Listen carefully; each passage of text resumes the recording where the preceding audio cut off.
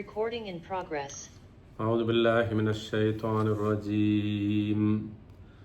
بسم الله الرحمن الرحيم.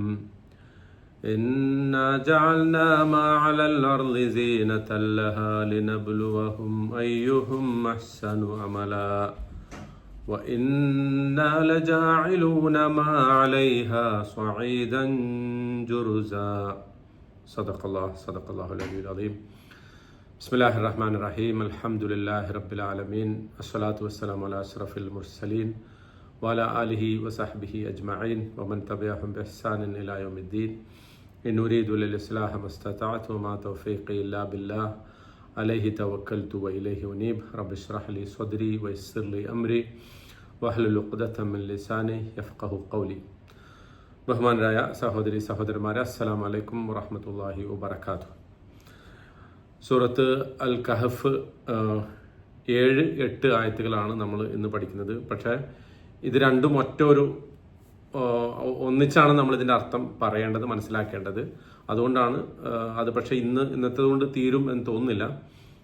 അങ്ങനെ തീർന്നിട്ടില്ലെങ്കിൽ നമുക്ക് ഇൻഷാ അല്ലാഹ് അടുത്ത ആഴ്ച കണ്ടിന്യൂ ചെയ്യണം. അതുകൊണ്ടാണ് ഇന്ന് നമ്മൾ ക്ലാസ്സിൽ അത് പറഞ്ഞപ്പോൾ 7-8 ബ്രാക്കറ്റിൽ എ എന്നിട്ടത്. അതുകൊണ്ടാണ് നെക്സ്റ്റ് വീക്ക് ഇൻഷാ അല്ലാഹ് ബി പാർട്ട് നമുക്ക് കവർ ചെയ്യാം. അപ്പോൾ ഇന്ന് ചെറിയൊരു അപ്രോച്ചിൽ ചെറിയ വ്യത്യാസം. നേരത്തെ പറഞ്ഞതുപോലെ ഓരോ ആയത്ത് പഠിക്കുക, അല്ലെങ്കിൽ ഓരോ ആയത്തിൻ്റെ ചെറിയ ഭാഗങ്ങൾ പഠിക്കുന്നത് പറയുന്നത് 2 ആയത്ത് ഒന്നിച്ചിട്ടാണ് നമ്മൾ പഠിക്കാം. അപ്പോൾ കഴിഞ്ഞ ക്ലാസ്സിൽ നമ്മൾ പറഞ്ഞിരുന്നു പ്രവാചകൻ സല്ലല്ലാഹു അലൈഹി വസല്ലമയ്ക്കുള്ള അള്ളാഹുവിൻ്റെ ഒരു ആശ്വാസവും അതോടൊപ്പം അദ്ദേഹത്തെ ഒന്ന് സമാശ്വസിപ്പിച്ചുകൊണ്ട് അള്ളാഹു പറയുന്ന ഒരു സംഗതിയാണ്, താങ്കൾ അവർ വിശ്വസിക്കാത്തതിൻ്റെ പേരിൽ മക്കയിലെ മുശ്രിക്കുകൾ, അല്ലെങ്കിൽ ലോകത്ത് പ്രവാചകൻ സല്ലല്ലാഹു അലൈഹി വസല്ലം അവസാനത്തെ പ്രവാചകനാണ്, അവസാനത്തെ നബിയാണ്. ഇനി അവർക്ക് ഒരു പ്രവാചകൻ വരാനില്ല, അള്ളാഹുവിൻ്റെ പക്കൽ നിന്ന് മറ്റൊരു സന്ദേശം എത്താനില്ല. അതുകൊണ്ട് ആ ഒരു വിഷയത്തിൽ ഇനി താങ്കൾ വിഷമിക്കരുത്. അങ്ങനെ ആളുകൾ വിശ്വസിക്കാത്തതിൻ്റെ പേരിൽ താങ്കളെ സംബന്ധിച്ചിടത്തോളം അങ്ങനത്തെ ഒരു പ്രശ്നം ഉണ്ടാകരുത് എന്ന അർത്ഥത്തിൽ അള്ളാഹു സുബ്ഹാനഹു വ തആല പ്രവാചകനെ സമാശ്വസിപ്പിച്ചുകൊണ്ടാണ് കഴിഞ്ഞ ആയത്ത് അവതരിച്ചത് എന്ന് നമ്മൾ കഴിഞ്ഞ ആഴ്ച വിശദീകരിച്ചു. ഇപ്പോൾ ഈ ആഴ്ചയിൽ ഇപ്പോൾ ഈ 2 ആയത്ത്, ഈ 7-8 ആയത്തുകൾ ഏറെക്കുറെ അതിനോട് തുടർന്ന് വരുന്ന ആയത്തുകളാണ്. ഏറെക്കുറെ എന്ന് പറയുമ്പോൾ ഇതിന് പ്രത്യേകമായ മീനിങ് ഉണ്ട്, പ്രത്യേകമായ ആശയങ്ങളുണ്ട്. പക്ഷെ അതിനോട് ചേർത്ത് വായിക്കാവുന്ന ഒരു പാർട്ട് തന്നെയാണ് ഇത്. അപ്പോൾ ആദ്യം ഇതിൻ്റെ അർത്ഥം നമ്മളൊന്ന് ശരിക്കും അതിൻ്റെ വാക്കർത്ഥങ്ങളിലൂടെ കടന്നു പോയതിന് ശേഷം നമ്മൾ അതിൻ്റെ കോണ്ടെക്സ്റ്റിലേക്കും ആ വാചകങ്ങൾ എങ്ങനെയാണ് പരസ്പരം ബന്ധപ്പെട്ട് നിൽക്കുന്നതും എന്നൊക്കെ പറയാം. ഇന്നാ ജഅൽനാ മാ അലൽ അർളി സീനത്തൻ ലഹ. തീർച്ചയായിട്ടും നാം ആക്കിയിരിക്കുന്നു മാ അലൽ അർളി, ഭൂമിക്ക് മുകളിലുള്ള സകലതും. മാ അലൽ അർള്, അല്ലദി മാ എന്നൊക്കെ പറയുന്നത് ഇസ്മു മൗസൂൽ എന്നാണ് അറബി പറയാം. എന്ന് പറഞ്ഞാൽ നമ്മൾ ഇംഗ്ലീഷിൽ വിച്ച്, ദാറ്റ് വിച്ച് എന്ന് നമ്മൾ ഇംഗ്ലീഷിൽ ഉപയോഗിക്കുമല്ലോ. ഒരു സംഗതിയെ എല്ലാം ചേർത്ത് പറയാൻ വേണ്ടിയിട്ട് അതിനുപയോഗിക്കുന്ന പദമാണ്. അപ്പം മായും അല്ലതി എന്ന് പറയുമ്പോൾ അതിനൊരു സ്പെസിഫിക്കേഷൻ ഉണ്ട്. മാ എന്ന് പറയുമ്പോൾ അങ്ങനെ ഒരു സ്പെസിഫിക്കേഷനെ മുഴുവനും എന്ന് പറഞ്ഞില്ല. അത് ഞാൻ പിന്നീട് അതിൻ്റെ പൂർണ്ണമായ അർത്ഥം വിശദീകരിക്കുമ്പോൾ അതൊന്നുകൂടി തെളിച്ച് പറയാം. അപ്പോൾ ഇവിടെ ഉദ്ദേശിക്കുന്നത് ഭൂമിക്ക് മുകളിലുള്ള സകലതും നാം ആക്കിയിരിക്കുന്നു സീനത്തൻ ലഹ. സീനത്തൻ എന്ന് പറഞ്ഞാൽ എന്താ? നമുക്ക് എല്ലാവർക്കും അറിയാവുന്ന ഒരു പദമാണല്ലേ സീനത്ത്, അലങ്കാരം, ബ്യൂട്ടി ഉള്ളതാക്കിയിരിക്കുന്നു. ഭൂമിക്ക് മുകളിലുള്ള സകലതും ശരിക്കും പറയേണ്ടിയിരുന്നത് ബ്യൂട്ടിഫുൾ ആക്കിയിരിക്കുന്നു എന്നാണല്ലേ, മുസയ്യനത്തന്നോ എന്നൊക്കെയാണ് പറയേണ്ടിയിരുന്നത്. പക്ഷെ അത് പറയാതെ സീനത്തൻ, അത് അലങ്കാരം, അത് തന്നെ ബ്യൂട്ടി ആക്കിയിരിക്കുന്നു. അപ്പൊ അതിനൊരു ഉദ്ദേശമുണ്ട്, അത് നമ്മൾ വിശദീകരിക്കാം. സീനത്തൻ ലഹ, ഈ ഭൂമിക്ക് തന്നെ ഒരു അലങ്കാരമാക്കി ഈ ഭൂമിക്ക് മുകളിലുള്ള സകലതിനെയും അള്ളാഹു നിശ്ചയിച്ചിരിക്കുന്നു. എന്തിനാണ് അങ്ങനെ നിശ്ചയിച്ചത്? ലിനബ്ലുവഹും, നാം അവരെ പരീക്ഷിക്കാൻ വേണ്ടി. അവരെന്ന് പറഞ്ഞാൽ ഈ ഭൂമിക്ക് മുകളിലുള്ള, അല്ലെങ്കിൽ ഭൂമിയിൽ ജീവിച്ചുകൊണ്ടിരിക്കുന്ന സകല മനുഷ്യരെയും പരീക്ഷിക്കാൻ വേണ്ടി. ബലാ എന്നുള്ള പദത്തിൽ നിന്നാണ് നബ്ലുവ, നമുക്ക് പരീക്ഷിക്കാൻ വേണ്ടി. എന്താണ് പരീക്ഷിക്കുന്നത്? അയ്യുഹും അഹ്സനു അമല, അവരുടെ കൂട്ടത്തിൽ ആരാണ്, ഏതൊരാളാണ് ഏറ്റവും നന്നായി കർമ്മങ്ങൾ ചെയ്യുന്നത്, ഏറ്റവും നന്നായി പ്രവർത്തിക്കുന്നത്. ഇത് നമുക്കറിയാൻ വേണ്ടിയിട്ട് അള്ളാഹു പറയാണ്, എനിക്കിതറിയാൻ വേണ്ടിയിട്ടാണ് ഞാൻ ഈ ഭൂമിക്ക് മുകളിലുള്ള സകലതിനെയും ഒരു അലങ്കാരമാക്കി വച്ചിരിക്കുന്നത്. വ ഇന്നാ ല ജാഇലൂന, തീർച്ചയായിട്ടും നാം ഇതിനെ ആക്കുക തന്നെ ചെയ്യും, അല്ലെങ്കിൽ ഓൾറെഡി ആക്കി കഴിഞ്ഞു. അതാണ് ജാഇലൂന. അത് എങ്ങനെയാണ് ആ അർത്ഥം വരുന്നത് എന്നുള്ളത് നമ്മൾ വിശദീകരിക്കാം. വ ഇന്നാ ല ജാഇലൂന, തീർച്ചയായിട്ടും, ഉറപ്പായിട്ടും, സത്യമായിട്ടും നാം ഇതിനാക്കുക തന്നെ ചെയ്യും. വ ഇന്നാ ല ജാഇലൂന മ അലൈഹ സ്വഈദൻ ജുർസ, ഈ ഭൂമിയിലുള്ള സകലതിനെയും, ഇതിന്റെ മുകളിലുള്ള സകലതിനെയും നാം ആക്കും സ്വഈദൻ, ഉണങ്ങിയ മണ്ണാക്കി മാറ്റും. ജുറുസൻ, വരണ്ട് ഉണങ്ങിയ മണ്ണാക്കി മാറ്റും. അത് നമ്മൾ മലയാളത്തിൽ അങ്ങനെ അർത്ഥം പറഞ്ഞു പോവുകയാണ് കേട്ടോ. സഈദിന് ഒരുപാട് അർത്ഥങ്ങളുണ്ട്, ജുറുസിന് വേറെ തന്നെ അർത്ഥമുണ്ട്. അതൊക്കെ നമ്മൾ വിശദീകരിക്കാം. ഓക്കെ, അപ്പോൾ ചുരുക്കി പറഞ്ഞാൽ ഈ 2 ആയത്തിന്റെ അർത്ഥം ഇത്രേ ഉള്ളൂ. അള്ളാഹു പറയാണ്, ഈ ഭൂമിക്ക് മുകളിലുള്ളത് സകലതും നാം ഈ ഒരു അലങ്കാരമാക്കിയിട്ടാണ് ഇതിനെ നിശ്ചയിച്ചിട്ടുള്ളത്. എന്തിനാണ് അത് അലങ്കാരമാക്കി വച്ചിട്ടുള്ളത്? നമുക്ക് പരീക്ഷിക്കണം, ആരാണ് ഏറ്റവും നന്നായിട്ട് കർമ്മങ്ങൾ ചെയ്യുന്നത് എന്നത് പരീക്ഷിക്കണം. ഇതാണ് അള്ളാഹുവിൻ്റെ ഉദ്ദേശം. അപ്പോൾ ഏറ്റവും പ്രധാനമായിട്ട് ഇതിനകത്ത് ഒരു ഐഡിയ ആണ് അള്ളാഹു ആദ്യം മുന്നോട്ട് വെക്കുന്ന ഒരു ആശയം, സീനത്ത് എന്നുള്ളത് ഒരാശയം അല്ലേ. അപ്പം ഞാൻ പറഞ്ഞല്ലോ, ഇത് ശരിക്കും പറയേണ്ടിയിരുന്നത് എങ്ങനെയാ? ഇന്നാ ജഅൽനാ മാ അലൽ അർളി മുസയ്യനതന്നോ, അല്ലെങ്കിൽ അതും അങ്ങനത്തെ പദപ്രയോഗങ്ങളാണ് നടത്തേണ്ടിയിരുന്നത്. അതായത് ബ്യൂട്ടിഫുൾ ആക്കിയിരിക്കുന്നു. പക്ഷെ ഇവിടെ എന്താ പറയണ? ബ്യൂട്ടി ആക്കിയിരിക്കുന്നു എന്നാണ് പറയുന്നത്. നമ്മളൊരു കാറിനെ കണ്ടിട്ട് ആ കാറ് ബ്യൂട്ടി ആണെന്ന് പറയില്ല, കാർ ഈസ് ബ്യൂട്ടിഫുൾ എന്നേ പറയുള്ളൂ അല്ലെ. അല്ലെങ്കിൽ ഒരു ഹൗസ്, ഏതെങ്കിലും ഒരു സംഗതി ജമീല് അല്ലെങ്കിൽ അതിന്റെ എന്ന് പറഞ്ഞാൽ ഉദ്ദേശിക്കുന്ന സിഫത്തായിട്ടാണ് അത് പറയേണ്ടിയിരുന്നത് അല്ലെ. സിഫത്തായിട്ട്, അഡ്ജക്റ്റീവായിട്ടല്ലേ പറയാ. Car is beautiful, the house is beautiful, the city is beautiful. പക്ഷെ ഇവിടെ എങ്ങനെ പറഞ്ഞിരിക്കുന്നത്? In it self it is A beauty. ഈ ഭൂമിക്ക് മുകളിലുള്ള സകലതും ബ്യൂട്ടിയാണ്, സീനത്താണ് എന്നാണ് അള്ളാഹു പറഞ്ഞിരിക്കുന്നത്. അതായത് അതിന്റെ ഉദ്ദേശം എന്താണ്? ഈ സീന എന്ന് പറയുമ്പോൾ ആ ഐഡിയയെ അള്ളാഹു സുബ്ഹാനഹു തആല ഒന്ന് ഹൈലൈറ്റ് ചെയ്ത് പറയാണ്. അതായത് ഈ അള്ളാഹു സുബ്ഹാനഹു തആല ഈ ഭൂമിയെ, അല്ലെങ്കിൽ ഈ ഭൂമിക്ക് മുകളിലുള്ള സകലതിനെയും നിങ്ങൾക്ക് എല്ലാ സംഗതികളെയും അലങ്കാരമായി കാണാനുള്ള ഒരു ഫ്രെയിം വർക്ക്, അതിന് പറ്റുന്ന ഒരു ചുറ്റുവട്ടം, ഒരു ഫ്രെയിം വർക്ക്, എന്താ അതിന് പറയാ, അതിന് പറ്റുന്ന ഒരു കണ്ണാടി അല്ലെങ്കിൽ ഒരു ലെൻസ്. അപ്പൊ എല്ലാറ്റിനെയും നിങ്ങൾക്ക് ബ്യൂട്ടിഫുൾ ആയിട്ട് അനുഭവിക്കാവുന്ന രൂപത്തിൽ, ബ്യൂട്ടിഫുൾ ആയിട്ട് കാണാവുന്ന രൂപത്തിൽ ആ ഒരു ആശയത്തെ അള്ളാഹു സുബ്ഹാനഹു തആല ഈ ഭൂമിയെ സൃഷ്ടിച്ചതിലൂടെ, ഭൂമിക്ക് മുകളിലുള്ള സകലതിനെയും സൃഷ്ടിച്ചതിലൂടെ അള്ളാഹു എന്ത് ചെയ്തിരിക്കുന്നു? നിങ്ങൾക്ക് തന്നിരിക്കുന്നു. അതായത് അള്ളാഹു സൃഷ്ടിച്ചതിനേക്കാൾ അപ്പുറം മറ്റൊരു ബ്യൂട്ടി വേറെ ഒന്നിനുമില്ല. ബ്യൂട്ടി എന്ന് പറയുന്നതിന്റെ അറ്റ്മോസ്റ്റ് സെനിത്ത് അങ്ങനെ ഉണ്ടല്ലോ, അതിന്റെ ആത്യന്തികമായ ഒരു പോയിന്റ് അള്ളാഹ് സൃഷ്ടിച്ചതാണ്. ആ ഒരു പെർസ്പെക്റ്റീവ്, ആ ലെൻസിലൂടെയാണ് നിങ്ങൾക്ക് ബ്യൂട്ടിയെ അനുഭവിക്കാനും ആസ്വദിക്കാനും സാധിക്കുക എന്നുള്ള അർത്ഥത്തിലാണ്. ഈ ലഹ എന്ന് പറയുന്നത് എന്തിനെ കുറിച്ചാണ്? ലഹ, സീനത്തൻ ലഹ. അഹ എങ്ങോട്ടാ മടങ്ങണ? ഭൂമിയിലേക്ക്. അതെ, ഭൂമിയിലേക്ക്. അപ്പൊ ഈ ഭൂമിക്ക് തന്നെ ഒരു അലങ്കാരമാണ് എന്ത്? ഈ ഭൂമിക്ക് മുകളിലുള്ള സകലതും. മനസ്സിലാവുന്നുണ്ടോ? അപ്പൊ ആ ഐഡിയയെ അള്ളാഹു സുബ്ഹാനഹു തആല അണ്ടർലൈൻ ചെയ്ത് എംഫസൈസ് ചെയ്ത് പറയുന്നു എന്നർത്ഥം. നമ്മളെ ഈ ഭൂമിയിൽ ബാധിക്കുന്നത്, നമുക്ക് ഈ ഭൂമിയിൽ ഈ ഭൂമിക്ക് മുകളിൽ നമ്മളെ ആകർഷിക്കുന്ന എല്ലാ സംഗതികളും എന്താണ്? അള്ളാഹു സുബ്ഹാനഹു തആല താൽക്കാലികമായി നമുക്ക് അലങ്കാരമാക്കി തന്നിരിക്കുന്നു, നമുക്ക് അട്രാക്റ്റീവായിട്ട് തന്നിരിക്കുന്നു.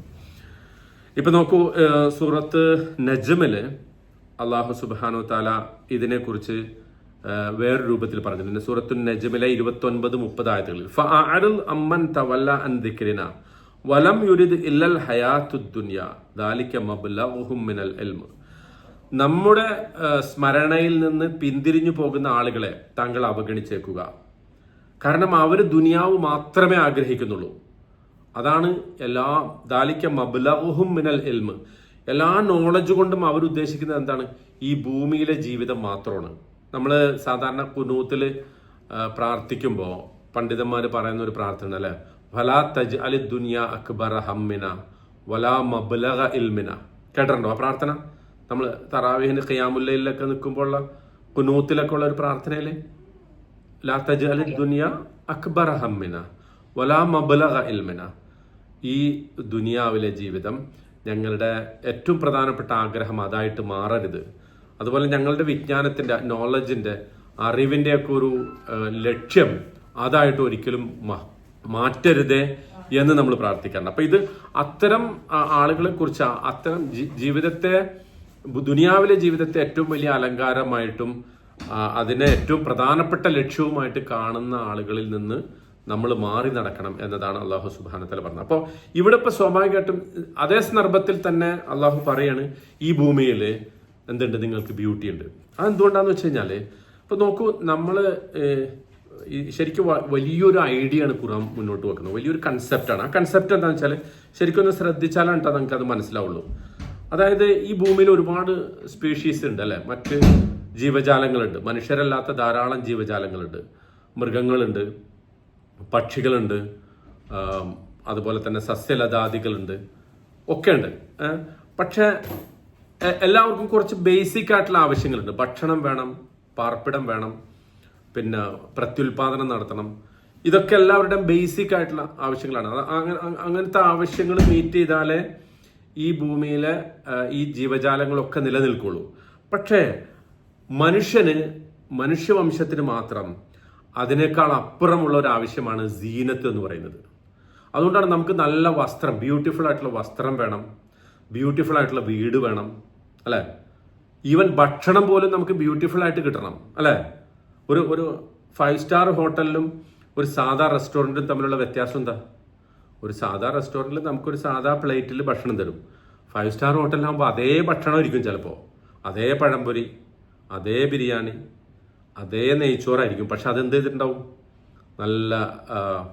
നല്ല പാത്രത്തിൽ നല്ല ബ്യൂട്ടിഫുൾ ആയിട്ട് അലങ്കൃതമാക്കി വച്ചിട്ടുണ്ടാവും. അതിന് നമ്മൾ 400 റിയാൽ ചിലപ്പോൾ കൊടുക്കുമ്പോൾ ഇപ്പുറത്ത് സാധാ റെസ്റ്റോറൻറ്റിൽ 15 റിയാൽ കൊടുത്താൽ മതിയാവും അല്ലേ. അപ്പോൾ അതൊരു നമ്മുടെ ആഗ്രഹമാണ്. അതേസമയം പശുവിന് പുല്ല് കൊടുക്കുമ്പോൾ ആരെങ്കിലും ആ പുല്ലിന് ഒരു നല്ല പാത്രത്തിലാക്കി കച്ചപ്പൊക്കെ സൈഡിൽ വെച്ച് മയണൈസൊക്കെ ഇട്ട് പുല്ല് കൊടുക്കാറുണ്ടോ ആരെങ്കിലും? അങ്ങനെ പുല്ല് കൊടുക്കാറില്ലല്ലോ പശുവിന് പുല്ല് കൊടുക്കുമ്പോൾ. എന്നാലും അത് 5 സ്റ്റാർ കഴിക്കണ പോലെ തന്നെ പശുവും ആടും ഒക്കെ കഴിച്ചോളും അല്ലെ. പക്ഷെ മനുഷ്യനെ സംബന്ധിച്ചിടത്തോളം ആ കിട്ടുന്ന ഭക്ഷണം, കഴിക്കുന്ന ഭക്ഷണം നന്നായി രുചിച്ച് ആസ്വദിച്ച് കഴിക്കണമെങ്കിൽ അതെന്ത് വേണം? ബ്യൂട്ടിഫുൾ ആയിട്ട് കിട്ടണം. വേറൊരു രൂപത്തിൽ പറഞ്ഞാല് നമ്മളിപ്പം വിവാഹം കഴിക്കുമ്പോൾ ആളുകളുടെ ഏറ്റവും പ്രധാനപ്പെട്ട, പൊതുവെ ആളുകൾ നോക്കുന്ന എന്താ? ഒരു ബ്യൂട്ടിഫുൾ വൈഫ് ആയിരിക്കണം, അല്ലെങ്കിൽ ഒരു ഹാൻസം ഹസ്ബൻഡ് ആയിരിക്കണം അല്ലെ. ഇത് വളരെ പ്രധാനപ്പെട്ടാണ്. പശുവിന്റെ ലോകത്ത് അങ്ങനെ ഉണ്ടോ? കാളയ്ക്ക് ഏതെങ്കിലും കാള ഒരു നല്ല ബ്യൂട്ടിഫുൾ ആയിട്ടുള്ള കൗ വരാത്തതിന്റെ പേരിൽ അങ്ങനെ നിൽക്കുന്നത് നമുക്കറിയില്ലല്ലോ. അങ്ങനെ ഇല്ലല്ലോ. ഈവൻ സിംഹത്തിന് പോലും അങ്ങനെ ഉണ്ടാവും തോന്നണല്ല അല്ലെ.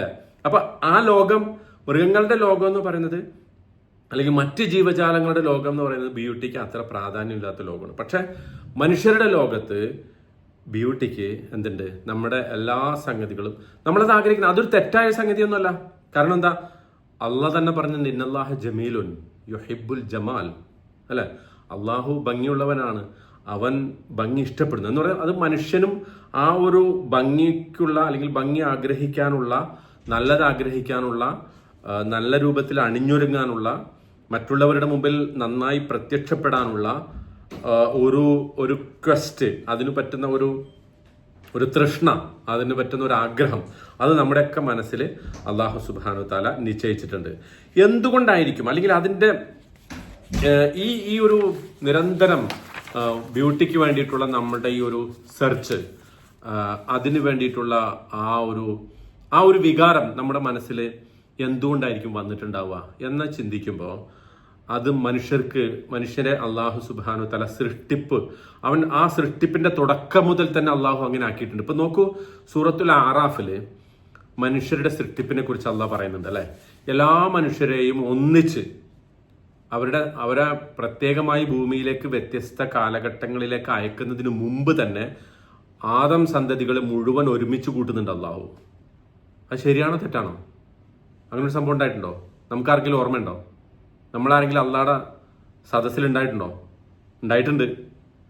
പക്ഷെ നമുക്കത് ആ അർത്ഥത്തിൽ ഓർമ്മയില്ല എന്നുള്ളൂ. നമ്മുടെ ആത്മാക്കൾ നമ്മളെ സൃഷ്ടിക്കുന്നതിന് മുമ്പ്, നമ്മുടെ ഈ ശരീരത്തിലേക്ക് നമ്മുടെ ഈ ആത്മാക്കൾ ചേരുന്നതിന് മുമ്പ് നമ്മുടെ എല്ലാ ആത്മാക്കളെയും ഒരുമിച്ച് കൂട്ടിയിട്ട് അള്ളാഹു ചോദിക്കുന്നുണ്ട്. എന്താ ചോദിക്കുന്നത്? അലസ്തു ബിറബ്ബിക്കും, ഞാനല്ലയോ നിങ്ങളുടെ നാഥൻ. അതിന്റെ തെളിവെന്താ? നമുക്കൊക്കെ ആ ഒരു ഫിത്രത്ത് ഉണ്ട് എന്നുള്ളതാണ്. നമ്മളെപ്പോഴും അള്ളാഹുവിന്റെ ആ സദസ്സിൽ വെച്ചിട്ട്, അല്ലെങ്കിൽ ആ ഒരു സന്നിധിയിൽ, അള്ളാഹുവിന്റെ സന്നിധിയിൽ അള്ളാഹു എന്ന് പറയുന്ന ബ്യൂട്ടിയുടെ ഏറ്റവും അങ്ങേയറ്റത്തെ ഒരു ഉദാഹരണത്തിന്റെ, അങ്ങനത്തെ ഒരു പ്രതീകത്തിന്റെ, അല്ലെ, അള്ളാഹു എന്ന് പറയുന്നത് ബ്യൂട്ടിയുടെ സകല സൗന്ദര്യത്തിന്റെയും മകുടോദാഹരണമാണ് അള്ളാഹു. ആ അള്ളാഹുവിന്റെ സദസ്സിൽ നിന്ന്, അല്ലെങ്കിൽ അള്ളാഹുവിന്റെ സന്നിധാനത്തിൽ നിന്ന് ഇറങ്ങി വന്ന നമ്മളെ സംബന്ധിച്ചിടത്തോളം അതേ സൗന്ദര്യം നമ്മളിലും പ്രകൃതിപരമായി തന്നെ, പ്രകൃതിദത്തമായി തന്നെ നമ്മുടെ മനസ്സിൽ ഉൾച്ചേർന്നിരിക്കുന്നു എന്നതിന്റെ തെളിവാണ് നമ്മൾ ബ്യൂട്ടി ആഗ്രഹിക്കുന്നത്. അതുകൊണ്ട് ബ്യൂട്ടി ആഗ്രഹിക്കുന്നത് എന്തല്ല, തെറ്റല്ല.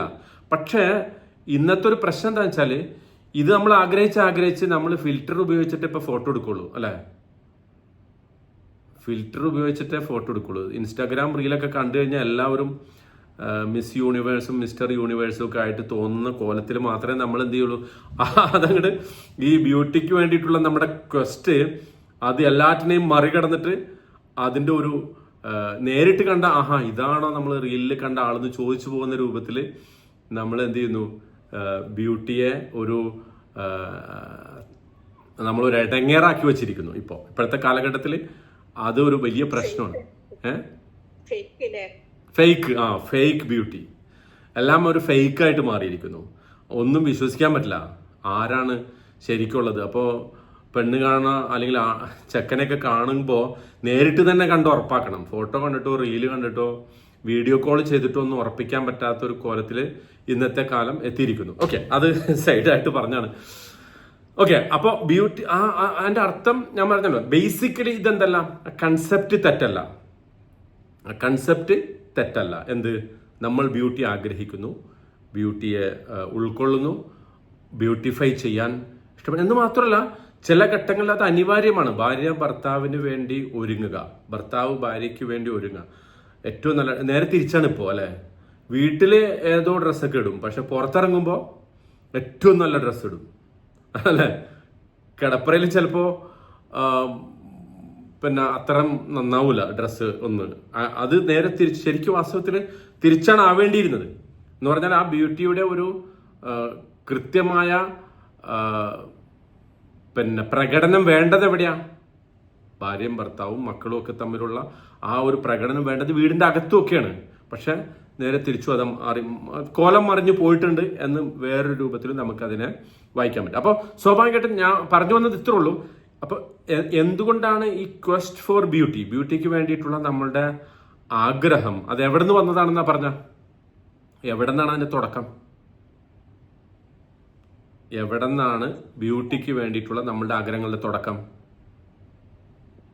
അള്ളാഹുവിന്റെ സന്നിധാനത്തിൽ നിന്ന്. കാരണം നമ്മൾ ആദ്യമായിട്ട് സൃഷ്ടിക്കപ്പെട്ട ഒന്നാമത്തെ അവസരത്തിൽ നമ്മൾ എവിടെയാണ് പ്രദർശിപ്പിക്കപ്പെട്ടത്? അള്ളാഹുവിന്റെ മുമ്പിലാണ്.